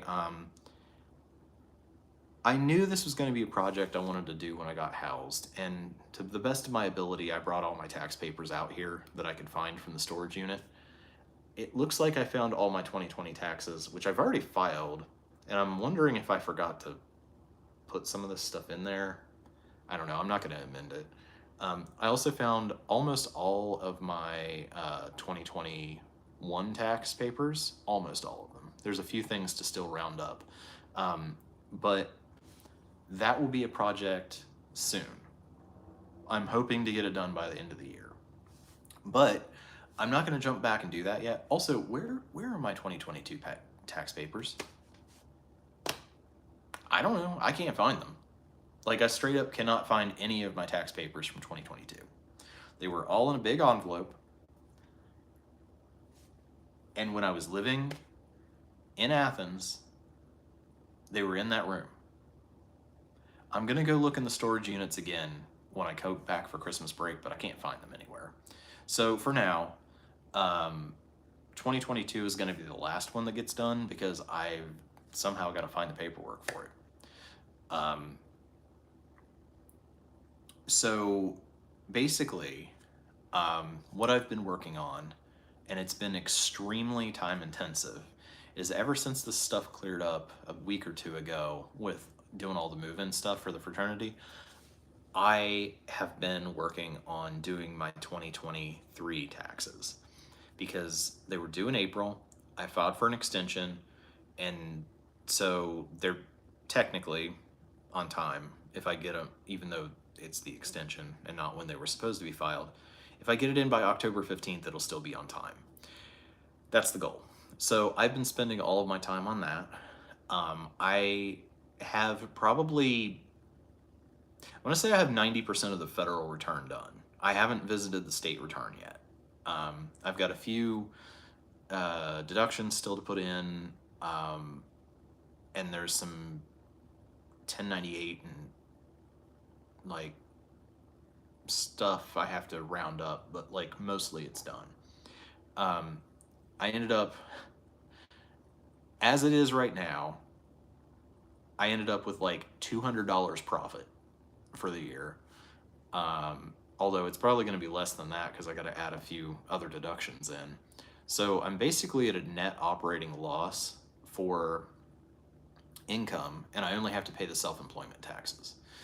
Now, I didn't really, because like even though I'm at a loss overall, I did make profit off of each of the individual things I did.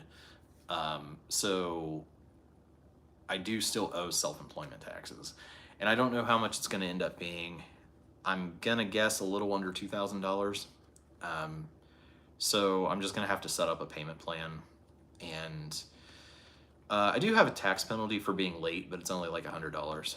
So, you know, I don't really want to start the process of owing taxes, but I need to. You know, I'm trying to get myself unburied here. And then basically once this is filed, the next project is going to be getting my 2024 taxes together so that by April, when I have to actually file them, they'll be filed on time. So the first taxes since 2020 will be filed on time. And this is all part of getting my life back together and caught up. The reason that, one of the major reasons it's so time consuming, and the reason that I have to start now planning ahead for 2020, well, April 2025 when I have to file this, the reason for that is because I have so many different businesses. You know, I've got like DoorDash, and then I've got YouTube, I've got the furniture assembly, and I have to track mileage for all of those.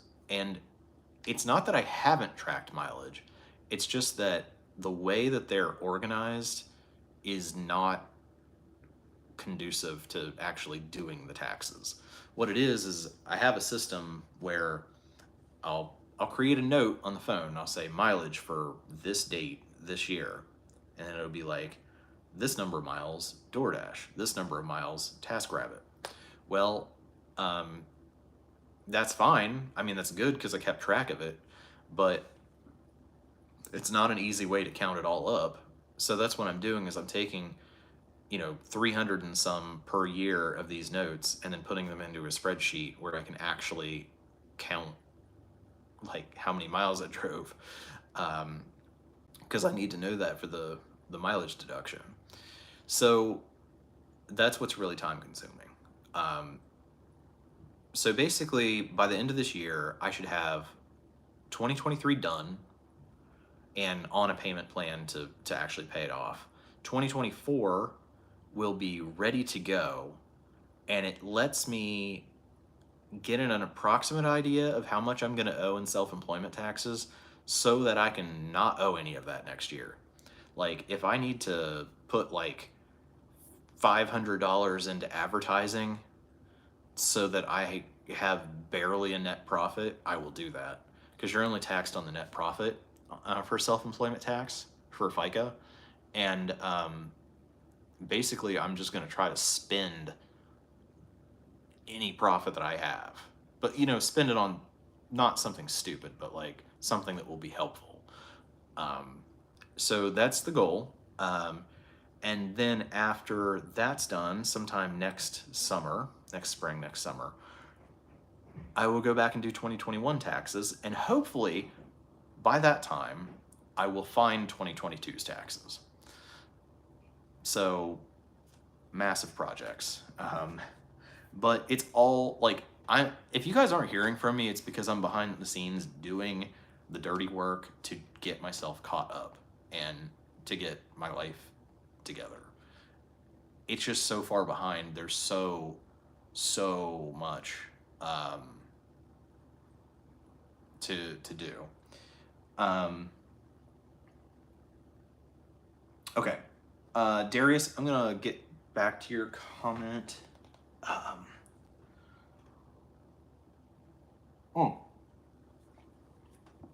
Wait, hold on. I missed Case's comment. Have you wondered about trying for day trading? No, I don't know that much about investing. Like, I know an okay amount of like kind of how it works, and especially for like retirement accounts, but I have no clue what I'm doing when it comes to something like that. And I'm also like not really able to monitor my phone closely enough to do that. I feel like maybe it would pay off, maybe it would, but I feel like it would be such an absolutely massive learning curve for me, and it would take so long to learn all that stuff, that I don't think that it would really be worth it for me to learn to do that properly, as I would need to know how to do it properly to be able to like make a living off of it and not like lose a ton of money. Okay, I'll be right back, and Darius, I will get to your comment.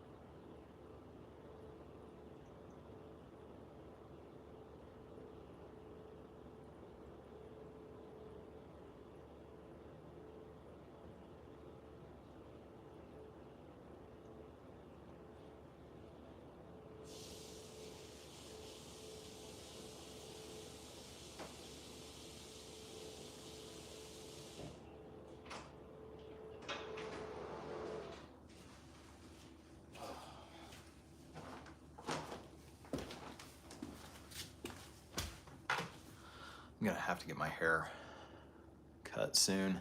It's getting too long, it won't stay up. I also don't have any product in it, it's just water. But all right. Darius says, between going to college for worthless degrees and racking up over $170,000 and being chronically underemployed and homeless, when did you go, I've ruined my life? Well, never, because I haven't ruined my life. Also, those things aren't really true. I only have one degree, so it wouldn't be plural. I don't think that my degree is worthless. We've gone through that before. For multiple reasons, I don't think it's worthless. I also don't have over $170,000 in debt. So, well, actually, you don't say debt. I assume that means student loans, but I don't have that. I have 67,000, something like that. I don't know where you're getting that number from. Well, chronically underemployed, there's nothing I can do about that. You're stating that as a basis for why I should think that I've ruined my life. I have nothing to do with being unemployed or underemployed. That's on employers, not me. And I've only been homeless because of the girl and because of my roommate. I mean, you know, she made me lose my home because of ghosting me and taking all my money. And then my roommate tried to stab me. So, I mean, those things.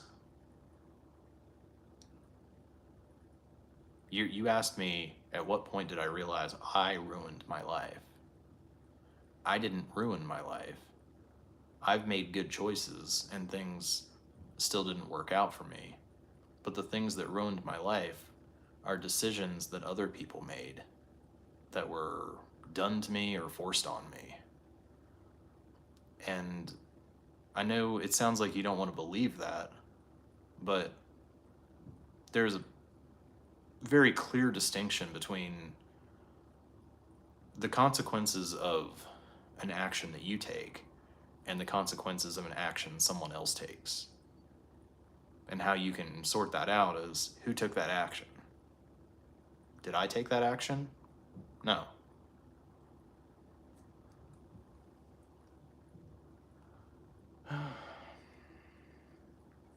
It basically comes down to I wouldn't do anything to harm myself, and I haven't.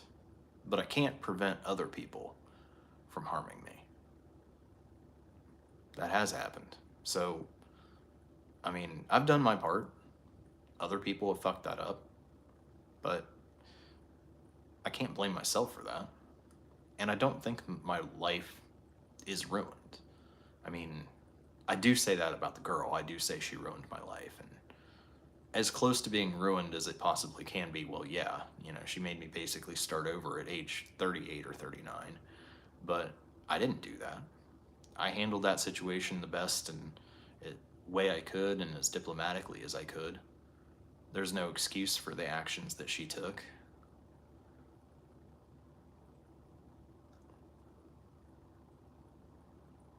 Yeah, there's no excuse for the actions that she took, and those are the things that had the impact that it did.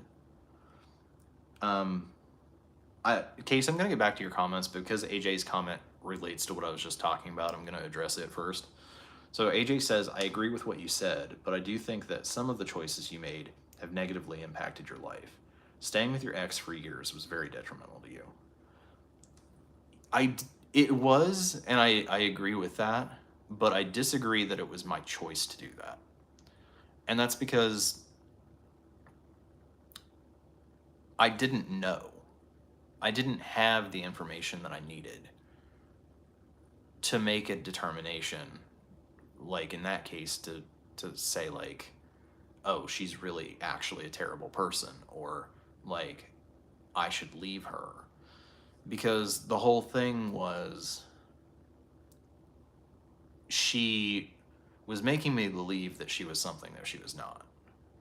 I mean, she was actively, it wasn't just like I assumed that she was something else. It was, she was acting one way that was just deplorable. But then she was putting on a show to me and saying the right things to portray herself as something completely different. It wasn't until, it really wasn't until about a year ago, August of 2023, during the lawsuit, that was the month where I finally started looking into things. And when I make that series of videos, I will tell you guys all the details. I'll even post some pictures and some partly redacted documents, because I'm not going to give you guys her information, but I'm going to show you what I'm talking about here. But it wasn't until I got those documents a year ago that I really knew what she was doing behind the scenes. And the contrast of these documents documenting what was actually occurring versus what she was telling me was happening. And me seeing her objectively, I guess, not from the way that she portrayed herself to me and wanted me to be, or like wanted me to see her as this particular thing. But like how she was acting in general around other people, the actions she was taking, and that those actions matched up to how she was with me in her worst moments. She always wanted me to believe that I was the problem, it was only me that thought that about her, so I must be wrong. And then, now I'm getting like police reports where the police are having the same issues with her. And so I guess what I'm saying is I do agree with you that staying with her really messed me up. But I couldn't have known that I should have left because she went to such extremes to portray herself as something totally different than what she was. And I mean, it was the lying, it was the hiding, it was like creating an entire fake backstory of her life and all of this stuff that, yeah, eventually I figured it out. But it took a really long time. And it really, had I not sued her, which I think most people probably wouldn't have, but had I not done that, I never would have found out. I never would have looked into the stuff that she told me and found out that, it was, even if sometimes it had a kernel of truth to it, it was mostly lies. And eventually I found out, like, well, this is what she's really like. And yeah, so that's the biggest struggle for me, is like, I didn't know not to be with her because she tried so hard to present, like, to be a different person with me.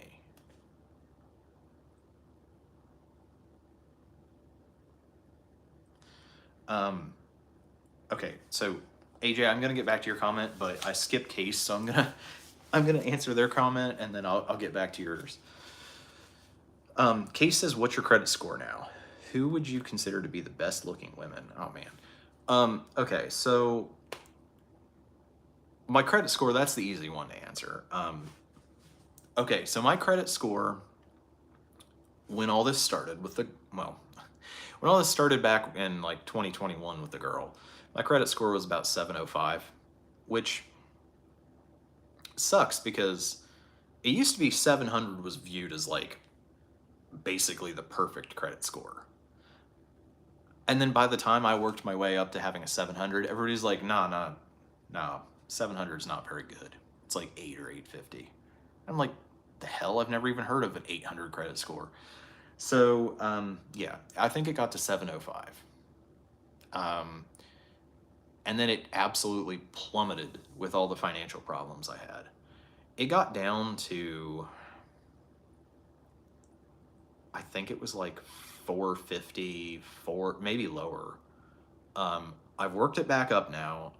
Depending on which site you're looking at, it is either 585 or 600, which is way up from where it was.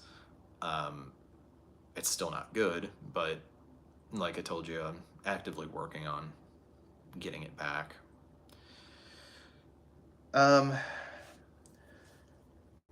Okay, so then Case said, oh wait, no, I missed the second one.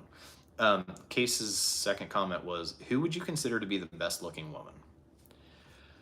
Okay, so that one's really hard for me to answer because I don't really think like that. Like I can look at a woman and I know if she's attractive to me or not. But I'm not like most guys in the sense that like I don't have certain women that I look at as like ideal and then like um I don't know. I People do that. Like okay, let me give you a reverse example.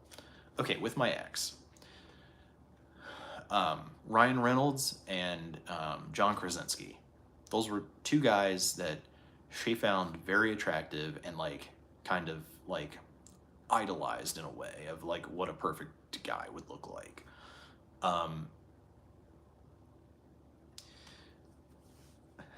I so I know that's the kind of thing you're asking about, but I don't do that. Um, I don't really have any concept of who I would consider attractive, especially like anybody that would be like famous that you would know of or something. Um, I mean, with women, there's women I find attractive and women I don't find attractive. But if we're talking about like real life, where, I would, because celebrities don't really matter.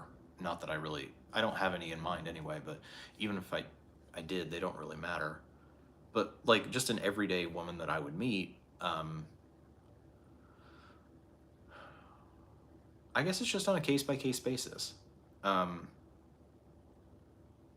I would know if I'm attracted to them initially or not.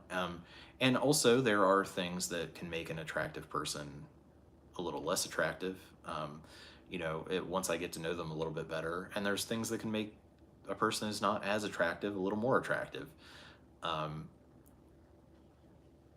but yeah, so I guess I don't really know how to answer that question. Is I just don't think of at least well-known women. I don't really think about that or consider like ranking them by looks. Um, okay, so Case says I was here. Um,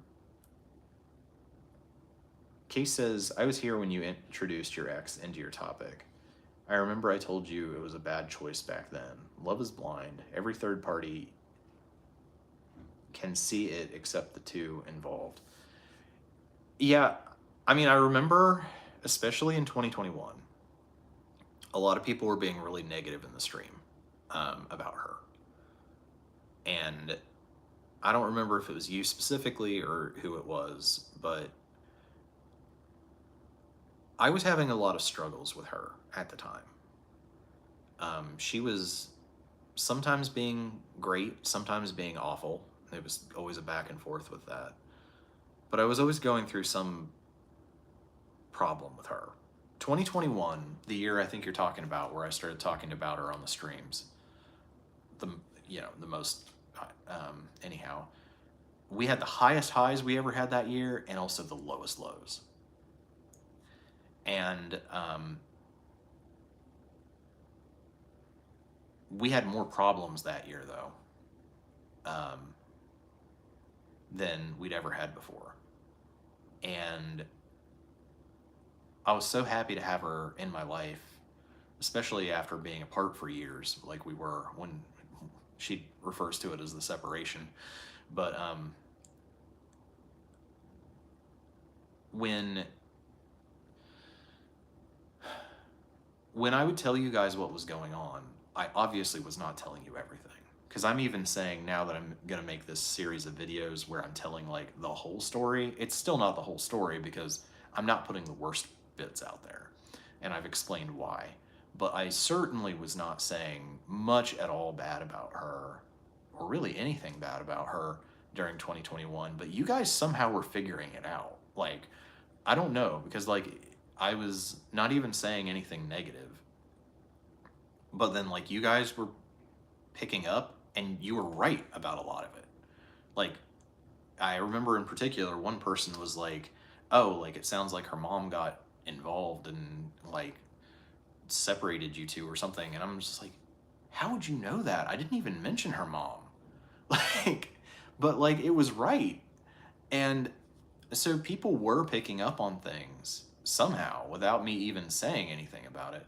But it wasn't what I needed at the time because I was going through such awful and traumatic experiences with her that then when I would get on the stream and people were like so negative and they're like, what's wrong with you? Leave this girl. She's horrible. Like, that was just making so much more negativity. And the other thing, and this is something I'm going to talk about when I make that series of videos,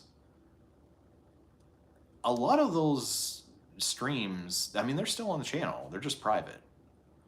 There were several streams where I had to tell you guys, I'm like, okay, we gotta stop talking about this. And then like, and there were times afterward where I'd get off the stream and I just feel horrible. And I would have to make the stream private, like almost right away. And I realize now it's because I was afraid. See, I had a friend at the time tell me that I was afraid of her. Not of the friend, me being afraid of my ex. And I was like, I'm not afraid of her. What are you talking about? And it was laid out to me. It was like, okay, I'm not afraid of her in the sense, like I'm talking about back then. I was told, okay, you're not afraid of her in the sense of like she's gonna come like kill you. That's not what I'm talking about. You're afraid that she's gonna get mad about something that she hears in that video, or a comment that somebody made about her. You don't want people making those comments because you're afraid it's gonna upset her. And I was like, yeah, that's true. And they're like, okay, well, why are you afraid of that? I'm like, well, because she's gonna get mad. And they're like, well, what happens when she gets mad? I was like, she hurts me. She says really mean things, or she does something to hurt me. And they're like, yeah, so you're afraid of her. And I was like, no, I'm not afraid of her. I'm afraid of the hurt that she can, like the power she has to hurt me, to hurt my feelings, to hurt that, like that. And they're like, yeah, that's being afraid of her. Like, and it had to like really be laid out to me to get me to understand, like, you are afraid of her wrath. You are afraid of her punishing you. That's not normal. And like, it's taken me a really long time to understand all of this. But that's intentional.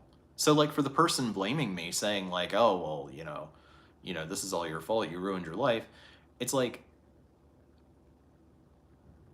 it was purposefully masked. It was purposefully hidden from me. It's not like I had all the information in front of me to make a conscious decision about what I wanted to do, or to have, to offer my consent to be in that relationship. I mean, I was misled about everything. And I think when I make those videos, it's going to be a really super common theme that you see is that, like, had I known what was really happening, and had I known how and who she really was, rather than what she told me and how she acted around me, I can't say for sure, but I don't think that I would have stayed nearly as long as I did.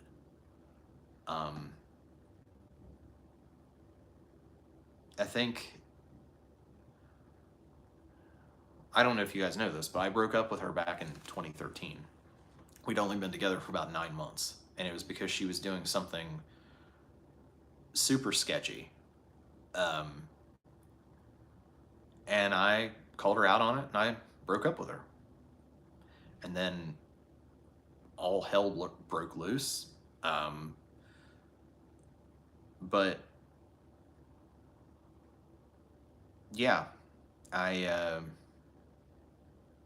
I was probably right to leave her then.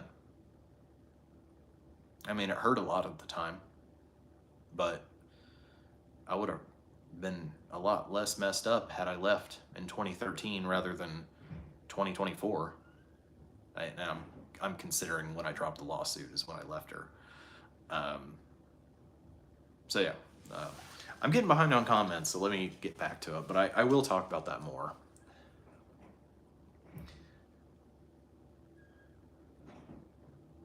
Oh, okay. So Case says I actually subscribed around the time you two started living together, around COVID beginning, I think. So I don't know where to put that on the timeline because there were we did live together, but there were so many points where we like almost lived together. Even back to 2014, she was asking to move in with me. But that was kind of like few and far between. But then 2019, I had reached out to her just to get closure because we'd been broken up for years at that point, but we were still connected on everything. But I never understood why we broke up. I got more information later. It turns out we didn't actually break up. I don't know. It's a long story. I'll explain it in the other videos. But I reached out to her in 2019 to get closure, and she agreed to have that conversation. But then before we actually got to having the conversation, and we did have it eventually, she texted me saying emergency situations and said, I need to move in with you immediately. And then said emergency situations. So, or no, it was abusive situations. That's what it was. And because she said that, I was like, okay, come up here now. Like, I didn't ask questions. I was just like, we'll figure it out once you get here. It was just like you would, like a normal person would, if their friend is like, hey, my partner's abusing me. I need a place to stay. And I'm like, okay, get out now. You can explain when you get here. Like, that's the kind of thing that happened. And that was the beginning of the whole us living together thing. And it changed a lot. First, she was coming to Columbus, and then there was some like other stuff that happened. And then she's like, okay, now I can't come to Columbus, but I want you to come to Parkersburg. And then I was like, okay, I'll come to Parkersburg. But then she's like, actually, I want to go to Charleston. And then we start looking in Charleston, and she's like, okay, well, I know I said I wanted to rent an apartment, but now I want you to buy me a house. And so we started looking at houses, and by this point, we're engaged. And like, but then she ghosted me in April of 2020, which is right after we started first doing these monthly live streams. And then, so COVID, I was away working. We didn't actually officially move in together.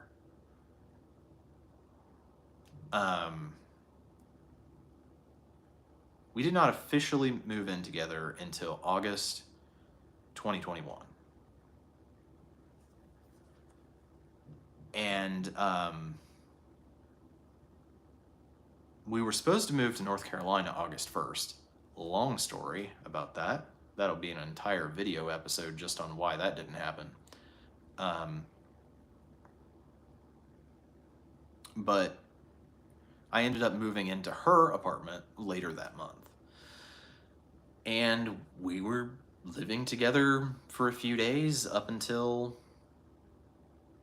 the night she tried to hit me and threw me out. Threw all my stuff in the hallway at 1 a.m.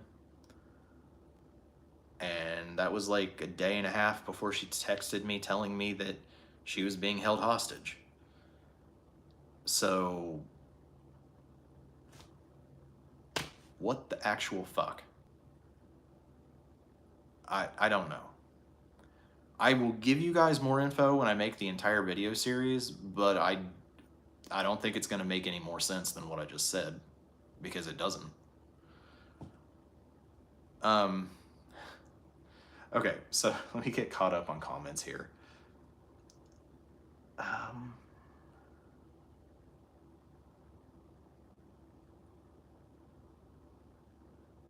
Oh, okay. So yeah, you were saying, Case, you subscribed around that time. I was just saying I don't know when you subscribed, because it could have been anywhere from like fall 2019 up until like August of 2021 was like the time where we were either living together or almost living together. AJ says, was she obsessed with you or something? That is a huge amount of effort to go to make up fake backstories and lie about everything. She sounds off her rocker. Well, I would say she wasn't obsessed with me, but I've been wrong about a lot of stuff about this. If you ask her, I was obsessed with her. But then again, she considered having feelings for your partner to be obsessed. I don't know. I would say no, that she wasn't. I would say that she sort of always pushed me away rather than, you know, what you'd think about being obsessed, which would be the opposite of that. I mean, I'll withhold my judgment about the off the rocker thing.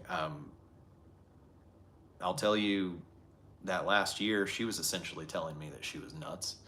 But then suddenly, after she ghosted me, according to her, she's the most sane person who's ever existed. So, I don't know. Again, something that I'll break down into a lot of detail, and you guys can make your own decisions about it when I am able to make those videos. And just by the way, I am making the videos, but I have to get some of this other stuff done first, like taxes and getting caught up a little bit on finances. But it's coming. It needs to come. You guys need to know. I need to be able to say it. Yeah. Misinformed says, would you want a trad wife? Since you come from the mountains, I assume it aligns with your values. I don't know. I've never seen a trad wife in real life. I've never experienced that. I come from a household where my mom pretty much ran the show. Her mom, my grandma, pretty much ran the show between her and my grandpa. And I just don't know, because I've never actually seen a trad wife. Like, I've never known, like, say, any of my friends' parents or anybody like that who actually has a relationship like that. I've just seen stuff on TikTok, pretty much. Now, what I could deal with is something that I had, because I told you guys about Amy Jo. Now, she was very good at like cooking and cleaning and stuff like that. And that's cool. I don't expect a woman to do that, but if she can do it, that's awesome. That's something nice to have. And I do appreciate that. I will say with my ex, the girl, we had very non-traditional gender roles. And she told me that bothered her, but then at the same time, she always wanted to be in control of the relationship.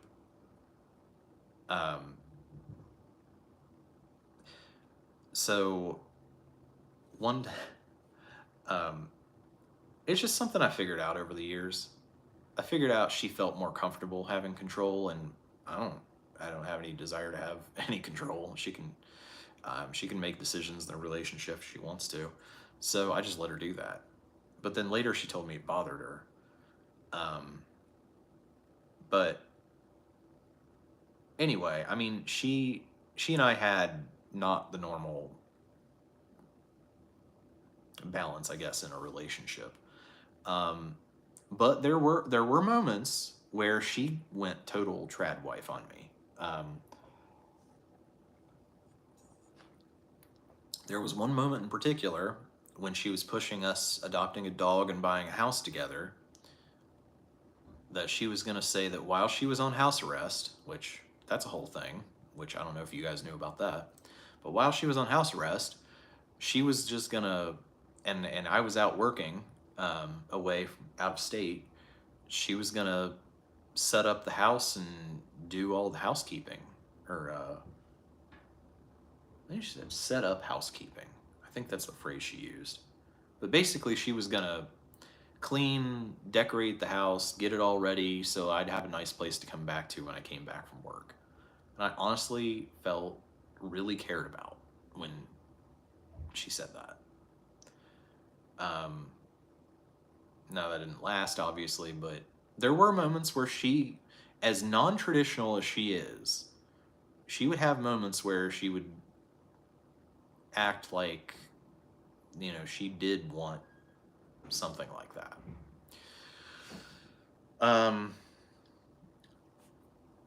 I guess to answer your question, if I ever found a trad wife, I would have to make it clear that I really value and appreciate the stuff that she's doing and that I don't expect this stuff.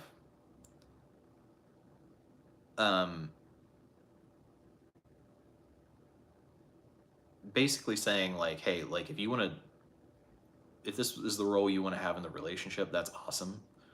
But don't feel like I'm forcing you into this. This is like your choice to do this. The only caveat to that is I might have an issue if they're not making their own money, just especially because of what happened with my ex. I don't think that I'm ever going to be in a situation where I'm paying somebody's every bill again. So we would have to work that out somehow. But yeah, I'm open to it, I guess. And about the whole mountain values thing, I could not be more different than anyone from West Virginia. Like, I don't really have anything in common with the people there. Oh.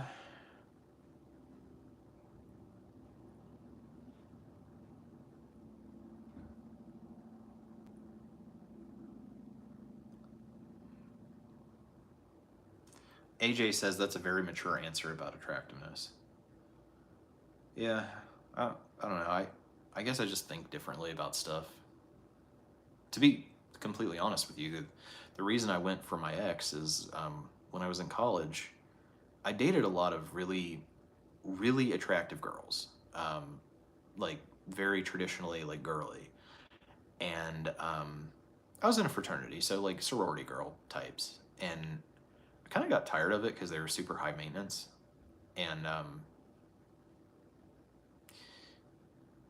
once I graduated and I was looking to start dating, I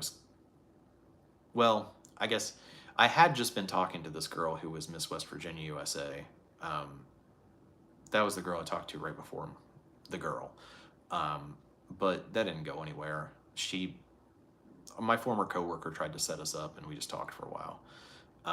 But after that, my ex came into the picture, and one thing that I really liked about her is that I wouldn't describe her as hot, which I've never said this, and now I assume she's probably watching these streams still and is probably raging mad now.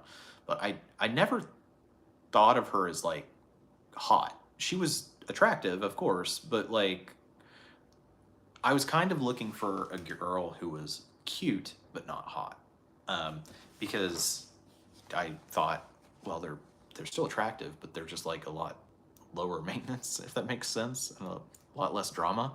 Clearly, that's not the case. But, and I'll say, like, the first few weeks that we were talking, she described herself to me as not very girly, but not at all butch. And yeah. Now, later on, around 2021, she got kind of pretty girly. She started changing a lot of stuff, but the way she was most of the time we were together. She was, she'd been a jock in high school, and she was a gamer girl, and she liked to work out. Um, a lot of times she just wore basketball shorts and like a cut off t-shirt. I'm cool with that. Um, so yeah. Case says that's how abusive people keep their victim around, by eliminating everything that can make her look bad, even thoughts or things other people are saying. Um, I know that she tried to keep me separate from other people in her life, like her friends and her family. I really never interacted with her friends. She never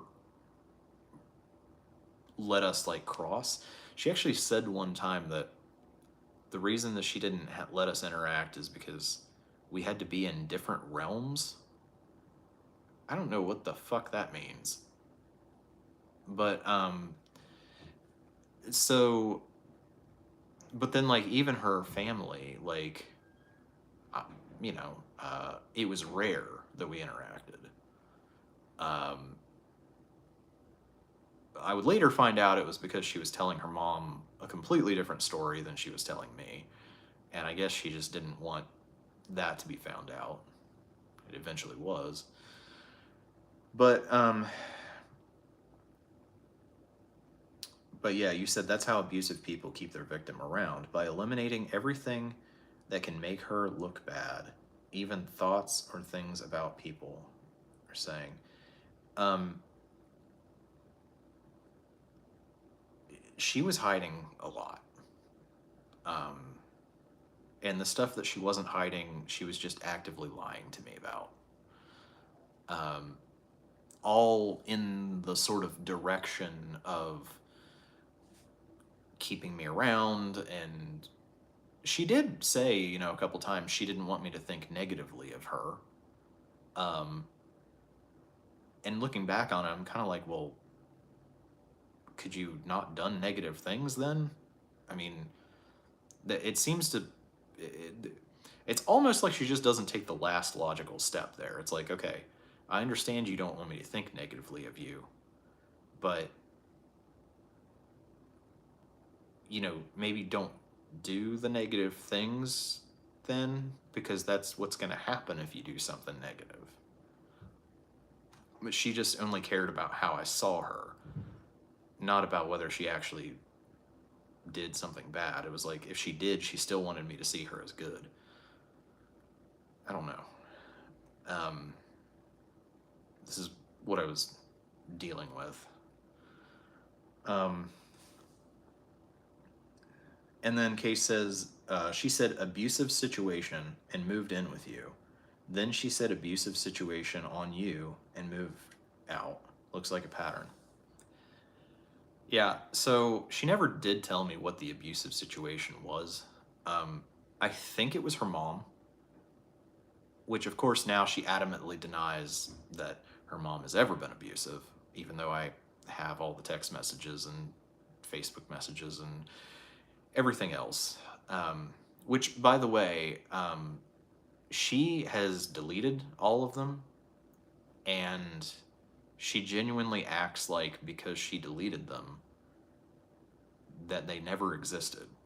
And I was like, that's not how that works. I still have them. Like, you can delete them off your phone. And she's just like, I never sent that message. I was like, it's right here. And she's like, I deleted it. I'm like, well, first you just said it didn't exist, and now you're saying it did and you deleted it. But you do understand that deleting something now doesn't change the past, right? And I genuinely do not think that she understands that.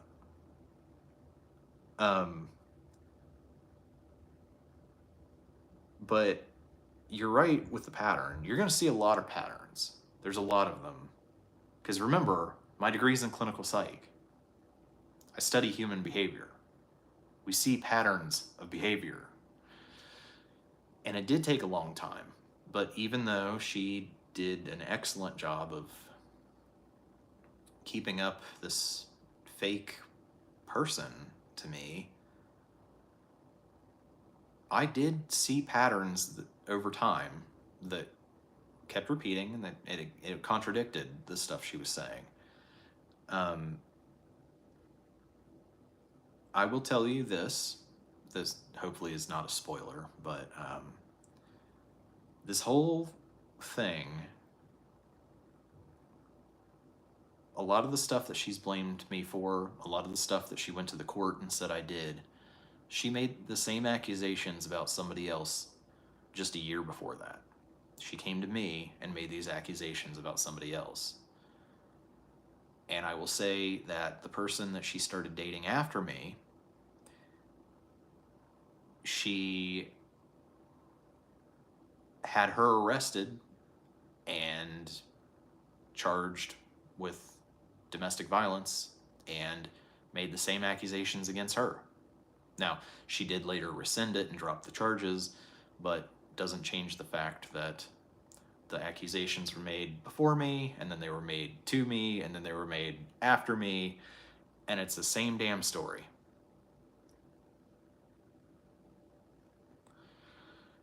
So, I hope I'm not ruining the whole series for all of you that I want to put out there, but that's what's happened. So yeah. We're at the end of the comments again, so I just want to talk about goals real quick. I know Jennifer had asked about goals for the rest of the year. I answered that like kind of the best I could, but since the end of June, I've been setting a goal in the live streams to then like achieve and check in on the next live stream to see if I was able to do it. I completely forget what it was last month. I should have reviewed the video, and if anybody does remember, let me know, and I will try to answer it. But let's just say the goal for October. So at the end of October, we'll review this, but let's say the goal for October should be that I need to have completely finished, done the federal and state 2023 income taxes and have those filed. That's going to be still a pretty significant bit of my time for the next week or so. So I think that's fair to have as the goal for this month. And so I'll just check in at the end of October about whether that's done. And I'm not sure if I made this clear or not, but if I'm trying to spend as little as possible, because whatever money I have left at the end of the month, when I get the next paycheck, whatever I have at the end of the month is just going to be dispersed to like debt or something. Maybe a past due invoice. We'll see how much is there and how much I can apply it to. But yeah, that's the goal. So, you know, it is interesting, especially Case and AJ. I've never been able to tell this story. I never got to tell my mom. She wasn't interested in hearing it, to be quite frank. I didn't have any friends to talk to about it. I think I told part to my therapist, but I mean, it would take so many sessions. There's no way I could afford that. I never got to say it in court, whether it be family court or circuit court or the lawsuit. I never actually ever got to say what happened. So I am interested in hearing, when I make that series of videos, what you guys think. I mean, you guys who follow my channel, but also just the general public who comes across the video. I think it's going to help me put into perspective how out of the ordinary or extreme this stuff was. And I think it will help you guys too, because I think you'll be like, oh, well, yeah, no wonder he wasn't posting videos, he was dealing with this. And kind of explain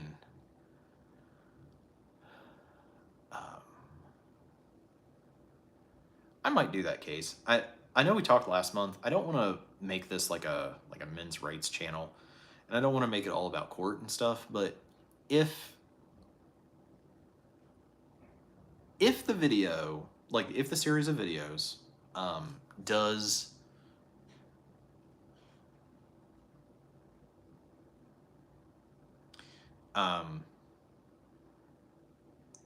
you know, if it does get really popular and it draws that kind of audience of like, you know, men being screwed over by the court system, then I might make like an additional episode of it, maybe. But to be honest, there are no resources for men, so I don't really know what I would even put in there, because there just aren't.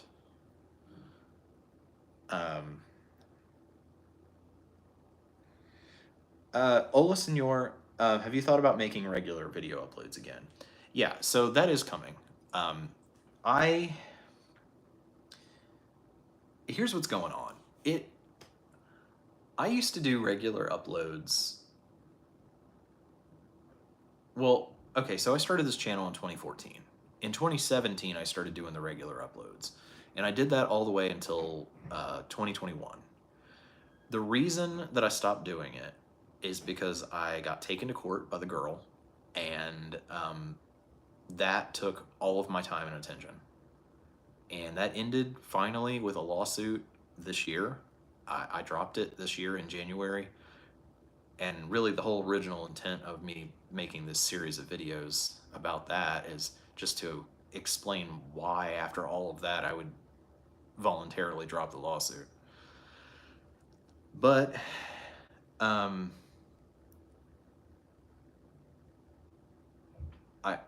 I guess what I'm saying is, like, up until recently, within the last few months, and for like the last 3 years, my life has been fully engulfed with fighting for myself in court. That's taken all of my time, and I haven't been able to post videos because of that. So yeah, that was the disruption, and now that's somewhat smoothed out.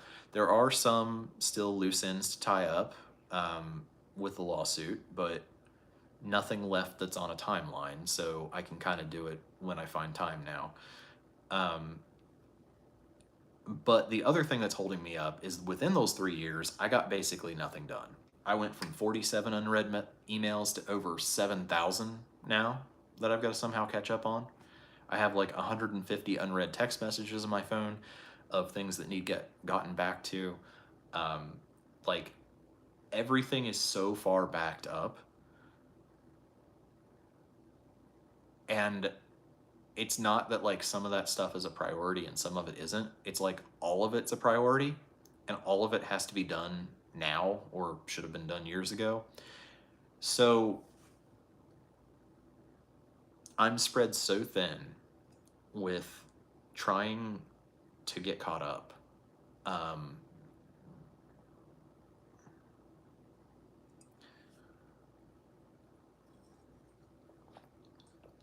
That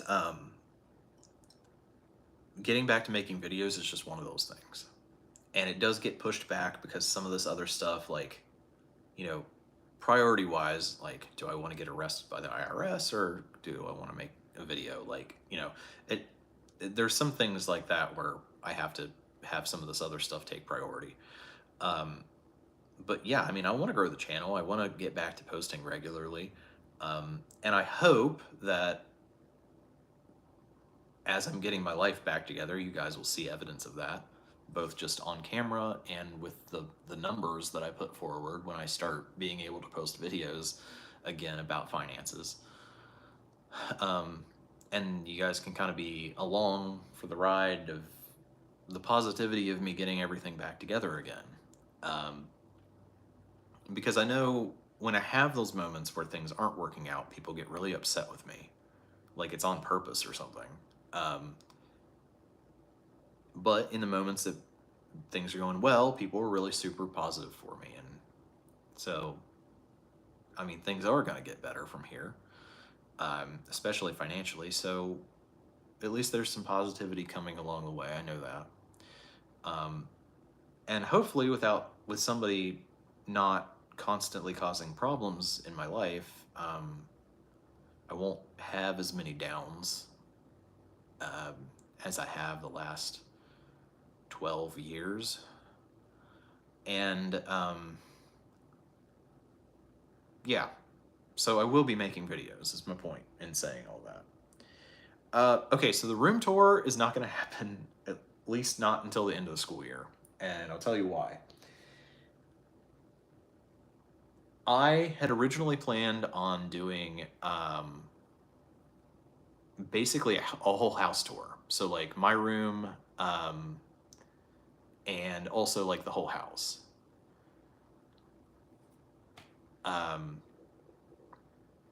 But that didn't happen because once I got here, like everything was a disaster. Like I said, like 3 or 4 days after I got here, the car basically blew up. Um, then it became like this nightmare struggle for survival, and I was like not eating, and I was walking like 30,000 steps a day in like the August heat, and trying to make enough doing bicycle routes on DoorDash on foot, like basically running them to get them on time so I could get like $15 in a day to then walk to Kroger and fill up my backpack full of food. Like, until money came in, it was a nightmare.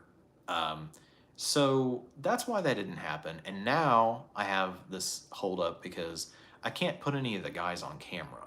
So they're all here now. So what I'm going to have to do is wait until the end of the school year when everybody except me has moved out, and then I can film like a whole house tour in my apartment tour, and I'll I'll do it regardless of whether I'm going to be here next year or not. It'll be, so like even if they don't renew my contract here, then I'll still make a video showing you guys like where I lived for the past year.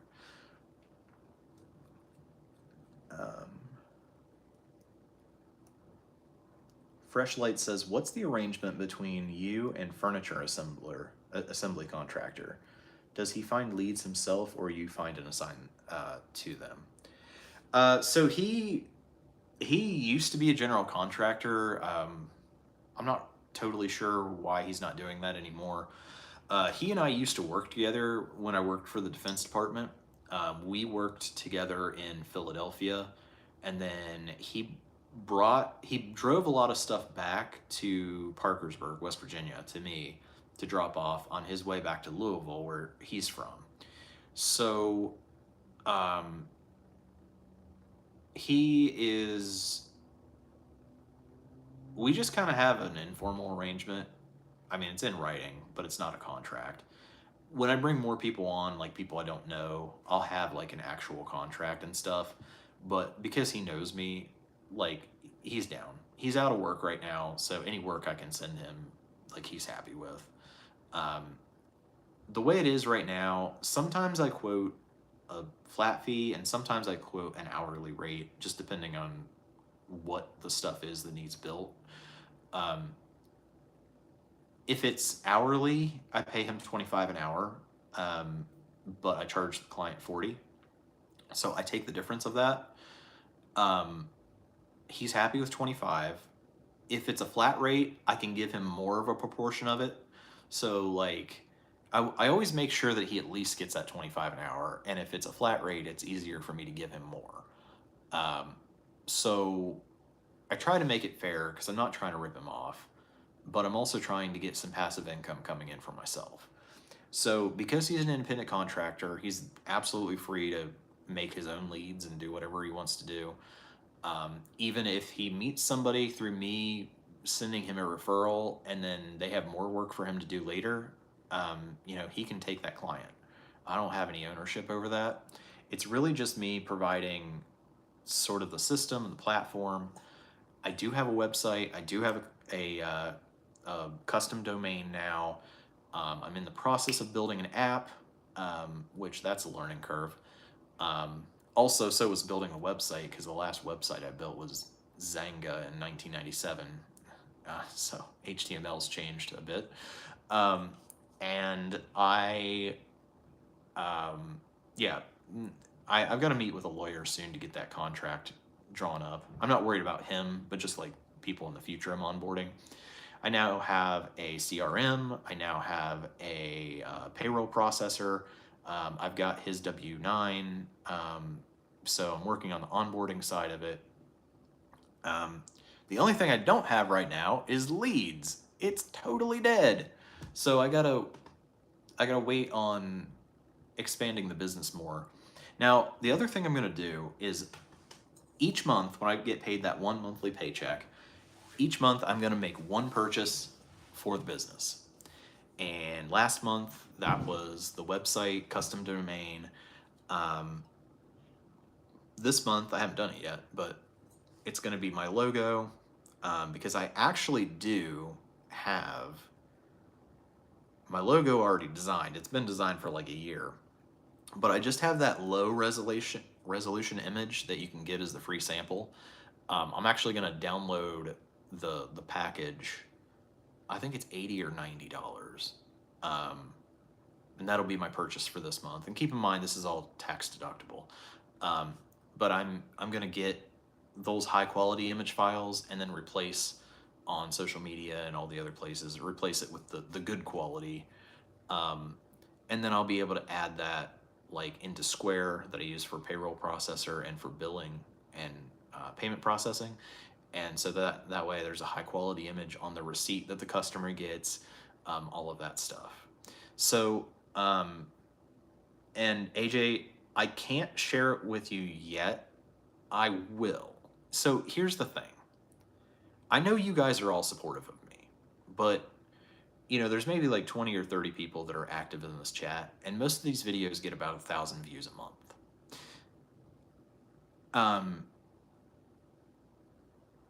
There are always people that are watching my videos that are not out to support me, and there are some people that are actually out to ruin everything. So I don't want to put anything about the business out there until it's more, how do I say it? Like more established, whereas like if somebody wants to sabotage something, that it might not destroy the whole business, that it might, I might be able to withstand that. Yeah, so I will. There's a lot of stuff that I want to get done first, though. Right now, it's technically a sole proprietorship, so legally, all liability is on me. And that's fine, because as an individual, you can still issue 1099s to contractors, which is what I'm going to do. But, yeah. So, and also, by me buying something for the business every month, it's going to help me reduce or hopefully eliminate my self-employment tax, because that's going to kill me in on these 2023 taxes. I had expenses, but apparently I didn't spend enough money, so I'm still probably going to end up owing maybe like $1,800 for self-employment taxes. And it's like, I could have spent that. Like if I had that $1,800, I could have like bought a new laptop or something, and not have to pay that money to the government. But I'm going to try to fix that for 2024. But yeah, I will eventually, when I feel like it's like kind of safe to, because with the way it's set up, there's a lot of ways that people could cost me a lot of money too, like sending fake leads and stuff like that. So I want to get everything set up. And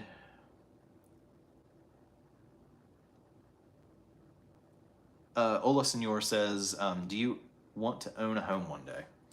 Yeah, I think so, but it's going to be a long process. I mean, back in 2020, I almost bought a house with a girl. I had pretty good credit. She has really good credit because her mom pays for everything and she's joint accounts on everything. So her mom's built up her credit. So we had the credit. She was working part-time as a waitress, and I was working full-time as a property manager. Um, we had the income, we had the credit, and so we had gone to look at houses. Um, Honestly, I don't think I don't want to say that. That's too far. There's a possibility something really bad, a lot worse than what did happen, could have happened had we bought that house together. Because we were buying it in April of 2020. Everything kind of locked down around late April, early May. And May is also when she went to court and got put on house arrest for 6 months. That basically means that we would have just bought this house and then got locked in together during COVID for 6 months. I mean, she was kind of hard to get along with sometimes.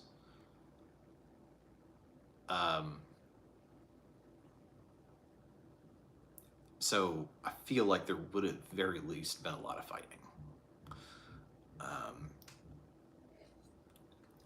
So in a way, it's kind of good that didn't happen.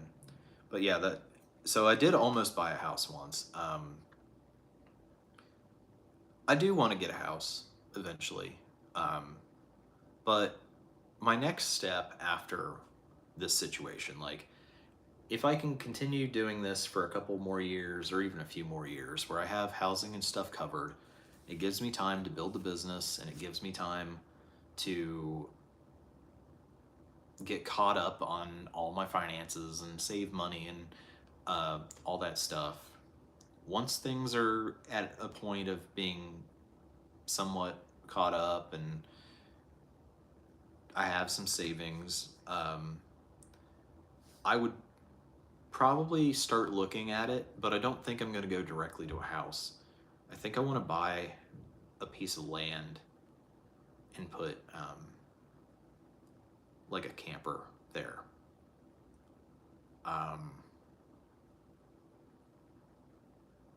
So that way I still don't have rent, is my point. And then I can continue living like that until I can either build or buy a house. Now my great grandma's house is actually for sale. My uncle's selling it, but he wants way too much for it.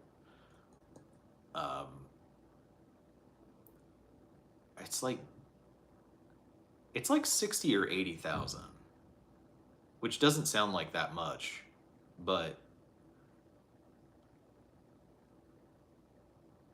the house it's in livable condition. It's just super old and needs a lot of like deferred maintenance, I guess. Just stuff that my uncle didn't fix.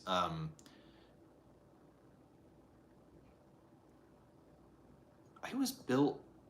See, we don't know exactly when it was built because it's so old that it doesn't actually have a deed. I know when my great grandma bought it in the 1930s, they didn't know how old it was then. So it's probably before 1850 that was built.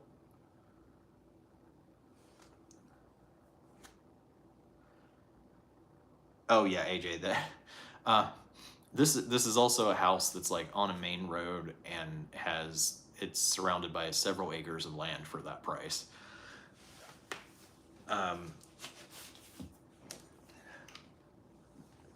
But it's close enough to town that it has city water and utilities and good cell phone service.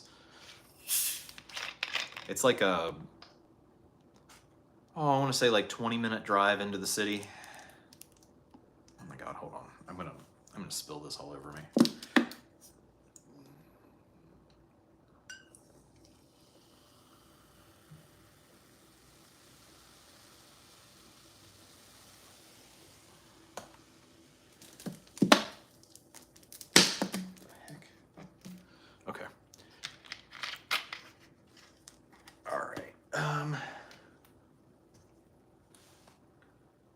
Okay, Sandra says more day in your life videos when you're able to. I'll have to think about how to do that. Because honestly, I'm not really doing anything interesting right now. Even if I were to set out to do like a day in the life of a fraternity house director, uh, I, there would like be nothing because like most of the stuff I do is like I go get the mail and sort it or put in work orders or something like that. There's not like a I don't know. There's nothing that you would see that would be interesting. So I suppose if I do something interesting in the future, I can do that. John B says, you don't have to worry about spoiling things. The people in these live streams are your biggest fans. And they will still watch any videos you make. You might be healing because you've shared more today. Yeah, I mean, I hear what you're saying about spoiling things. It's just sort of like with this story, it's so much of it is like so shocking that I feel like it might take away from the impact of the story a little bit just because it's not as shocking if you've already heard it because you can be like, oh yeah, like he mentioned that she did this thing. But I think what's going to happen, maybe because people like it, or maybe because it's going to be really controversial. I think what's going to happen is that a lot of people are going to watch that video series that are not normally on this channel. So I don't know. Oh, and the other half, you said you might be healing because you've shared more today. I'm not sure. I mean, it's kind of like I know what I need to do to heal. Maybe not what I need to do to heal completely, but I know the direction that I need to take and the things that I need to do. And at least if I can do those things, I will be healed more. I'm not saying if I'm going to be healed enough or all the way. But it's almost like my body's telling me like what it is that I need to do. And one of the things that I've needed to do the whole time was just tell my story. And that's what I was supposed to be able to do in court. And when I couldn't, I appealed it to try to be able to. And then I sued her, and we would have eventually gone to court. But also, I would have been able to talk about some of it there, but when you testify, especially in circuit court, like in the court we went to for that, you only get to testify about things that are relevant to the charges presented. So her attorney would constantly be interrupting me, objecting, saying that it's not relevant. And I think I would not be able to get a lot of the story out. I might disagree whether it's relevant, but ultimately the judge makes that determination. So even if we'd gone to trial, I mean, I think it probably would have helped me, but I really wouldn't have still been able to just sit down and say, like, this is what happened. The only time that I really had the opportunity to do that was at family court, because family court of its nature is fairly informal as far as court goes. And I was supposed to be able to, but I wasn't allowed to testify. So, I mean, she's told her story to the whole world. And she went to the magistrate and told her. And she went to the first judge and told him. And she's told her lawyer and she's told her family. And everyone knows what she has to say. But no one's ever heard what I have to say. And I've known clear back to April of 2022 that that's one of the main things that I want to do. Even if nobody believes me, and even if doesn't change anything. I just want to finally be able to talk about what happened. And like I said, I think when I get some reactions from people, I think it's going to help maybe put into perspective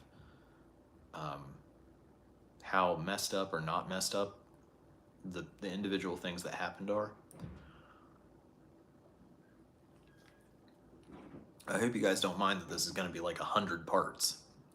I'm going to try to limit each of them to around 10 minutes, but probably quite a few of them are going to go longer than that, just because it'll be like, one specific incident or topic is going to take longer than that. But there, like I told you guys, there are 2 series that I've seen like this that were actually really successful. There's a guy called Nate Petrosky who, for other reasons, is not a good guy. But he's on YouTube and TikTok, and he made a series called What the Hell Happened? And it was kind of like that, where, and his story does have some similarities to mine. But, I mean, it's like, yeah, I want to say it's like 50 parts on YouTube.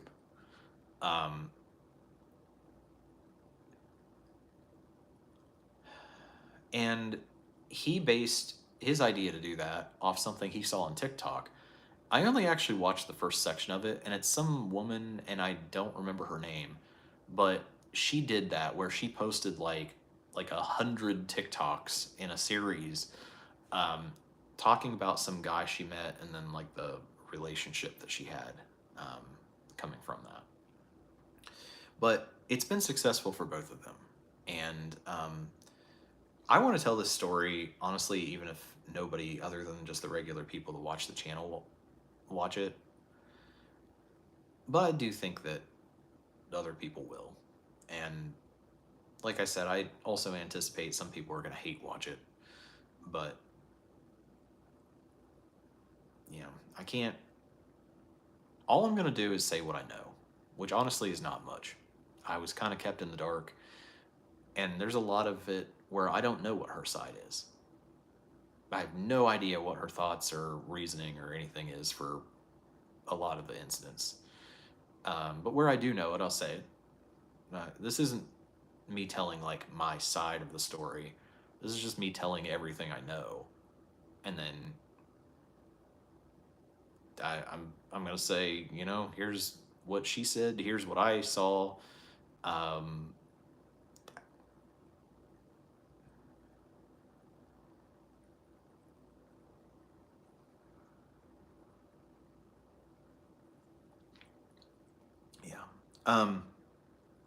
Okay. Yeah, and AJ, yeah, thank you for that.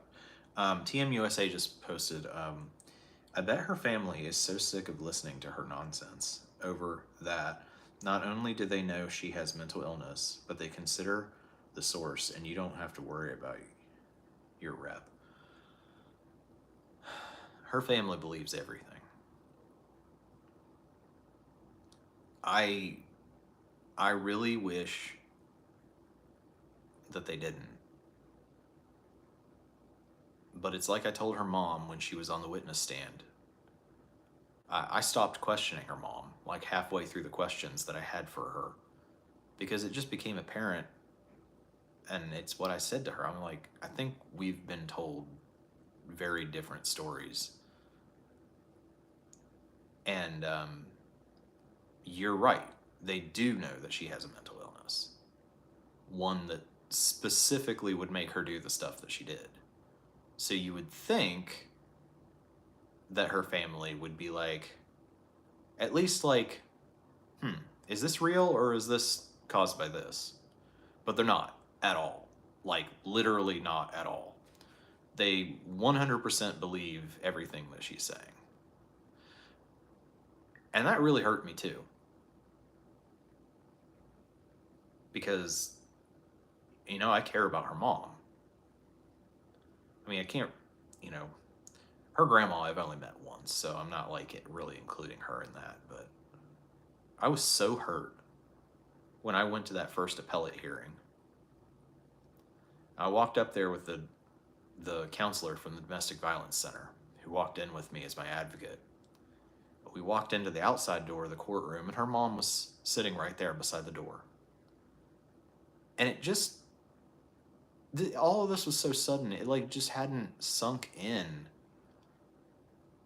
what was going on. And so even 2 or 3 weeks, I guess it was like 2 weeks after the first hearing where I called her mom as a witness, when I saw her mom, the elevator doors open, her mom's sitting there, and she kind of looks down, but not like she was avoiding me.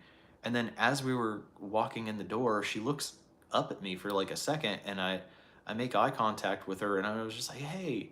And she just looked down like she was, I don't know, like terrified of me or in disgust.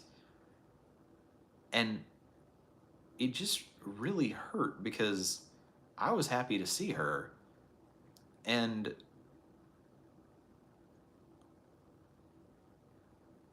I, I don't know. I mean, it doesn't make sense. Like, I should have known based on what she said 2 weeks prior in her testimony that she hated me, but like, it just hadn't fully sunk in yet. And then when she did that, you know, here is this person that I care about. Not only is does my ex hate me and is making me out to be the biggest creep in the world, but her mom is also being like that. So,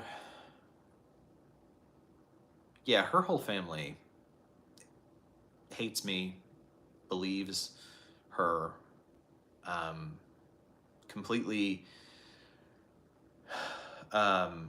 what's the word?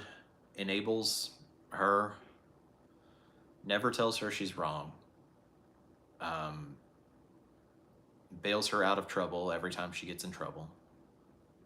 I mean, every time she's arrested, her mom's right there to bail her out.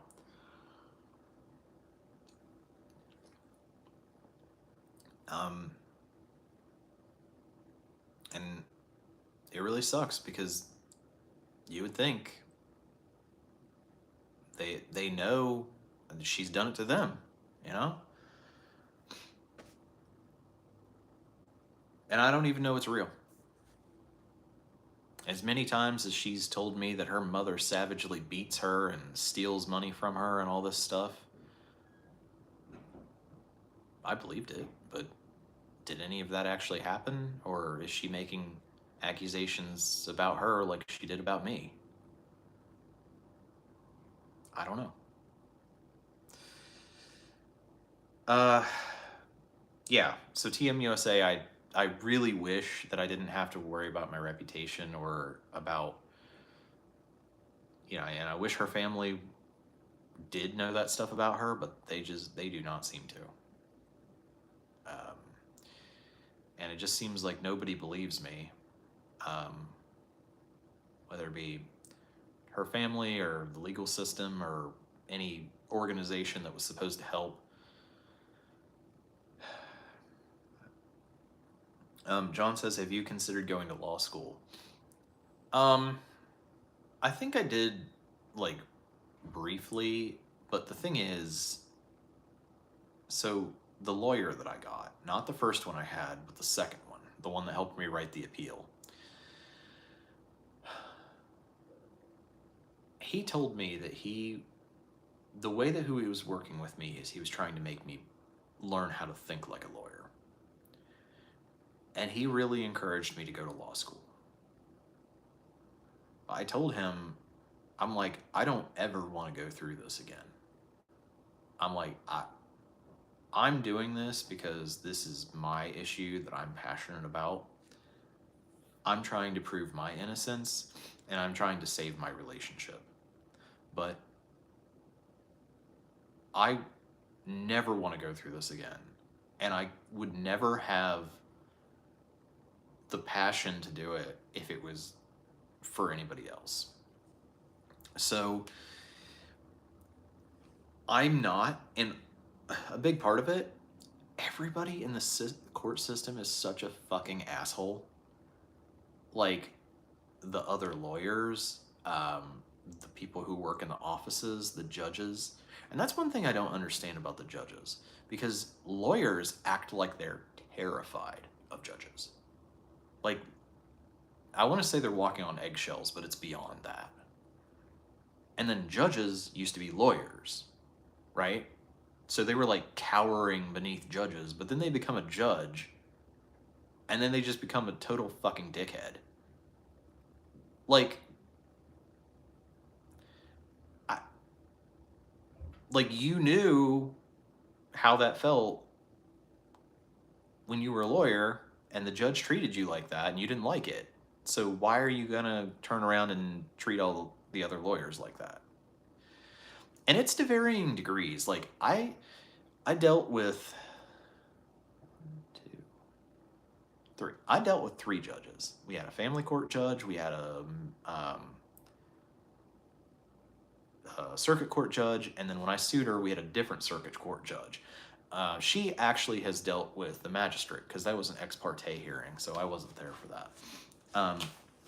But I also dealt with the judge in my roommate's trial, and it's so bizarre. The West Virginia judges are all kind of dicks. That's probably the nicest way to put it. And that goes from on a continuum. You've got one of them who I think sometimes was inappropriate and not always quite fair, and definitely had an attitude problem. That was the best one in West Virginia. To just extremely inexcusably inappropriate, like this person should not be in any professional realm. And that was like the spectrum that I had of judges. But then you go over to Ohio, just literally a bordering county,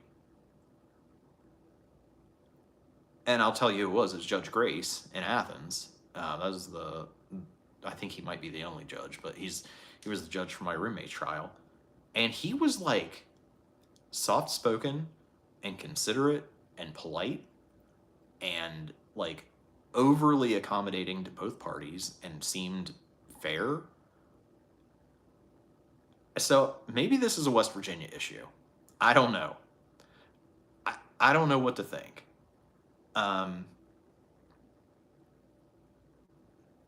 But I definitely would not want to practice in West Virginia.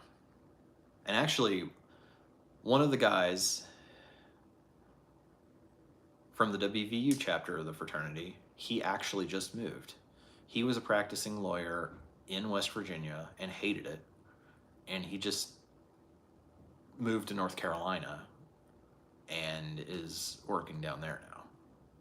Not that they're any better, but he probably doesn't know that yet. So maybe it is just a West Virginia thing. I don't know.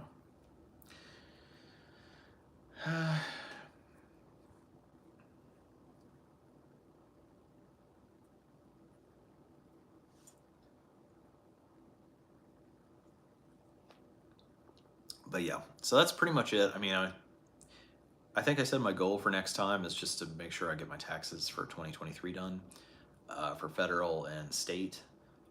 There is also a municipal income tax that I'm going to have to file later. That's kind of a separate mess, but at least I can get the IRS off my back. And then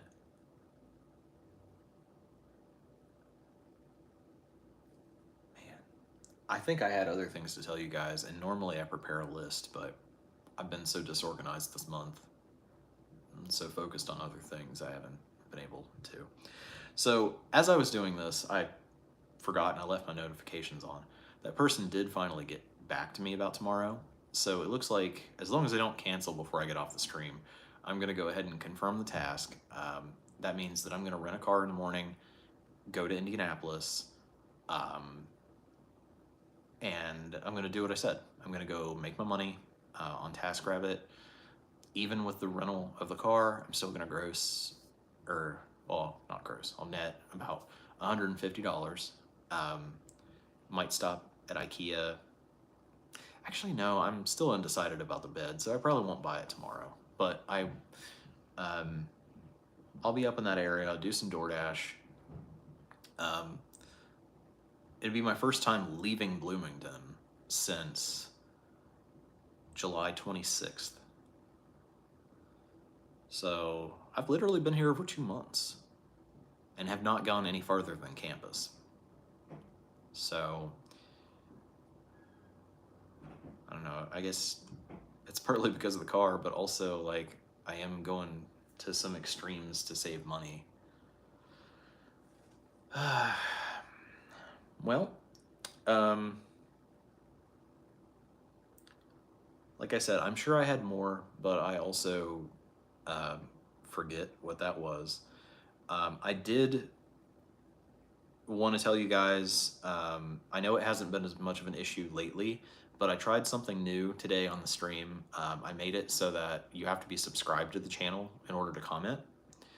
I haven't really noticed that that's made there be fewer comments. So I don't know if people are subscribing to comment. I guess I won't know until I get off here and look at the subscriber count. But, you know, maybe.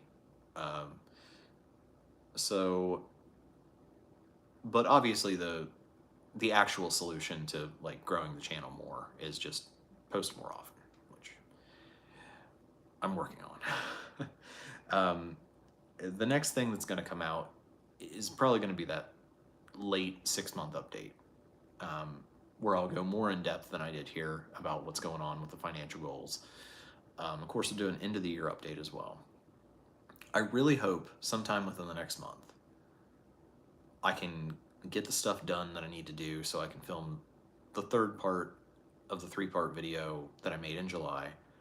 That's going to explain a lot of stuff to you guys about stuff that's been going on and what I'm doing next and for the rest of my life. Definitely not going to film the third part in 4K because that was a mistake. I filmed a long video in 4K at 60 frames per second, and it took literally 4 days to upload on like super high-speed internet that we have here at the house. So, yeah, it's just gonna be normal quality for the third one. But anyway, I don't see any more comments. I'm sorry I haven't gotten back to some of you who have commented within the last month. I did read them, but I've been super busy. And TMUSA, maybe tonight, maybe tomorrow night, I'm gonna get back to your email.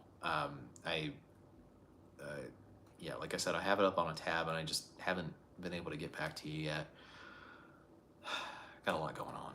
And I am overwhelmed. I want to be honest about that. I'm super overwhelmed. But I guess that's good because I have so much to do and that means I'm actually getting it done. So, all right. I don't see any more comments, so I'll end the stream here. And if anybody didn't get to comment live, you can do it on the re-upload, and I do go back and read the comments throughout the month. And I will really try really hard to get that financial update up for you sometime in October. I'm gonna commit to that. That'll be the second goal. So let's say that video and me getting the taxes done. Those will be the 2 goals for October. All right, I will see you guys then.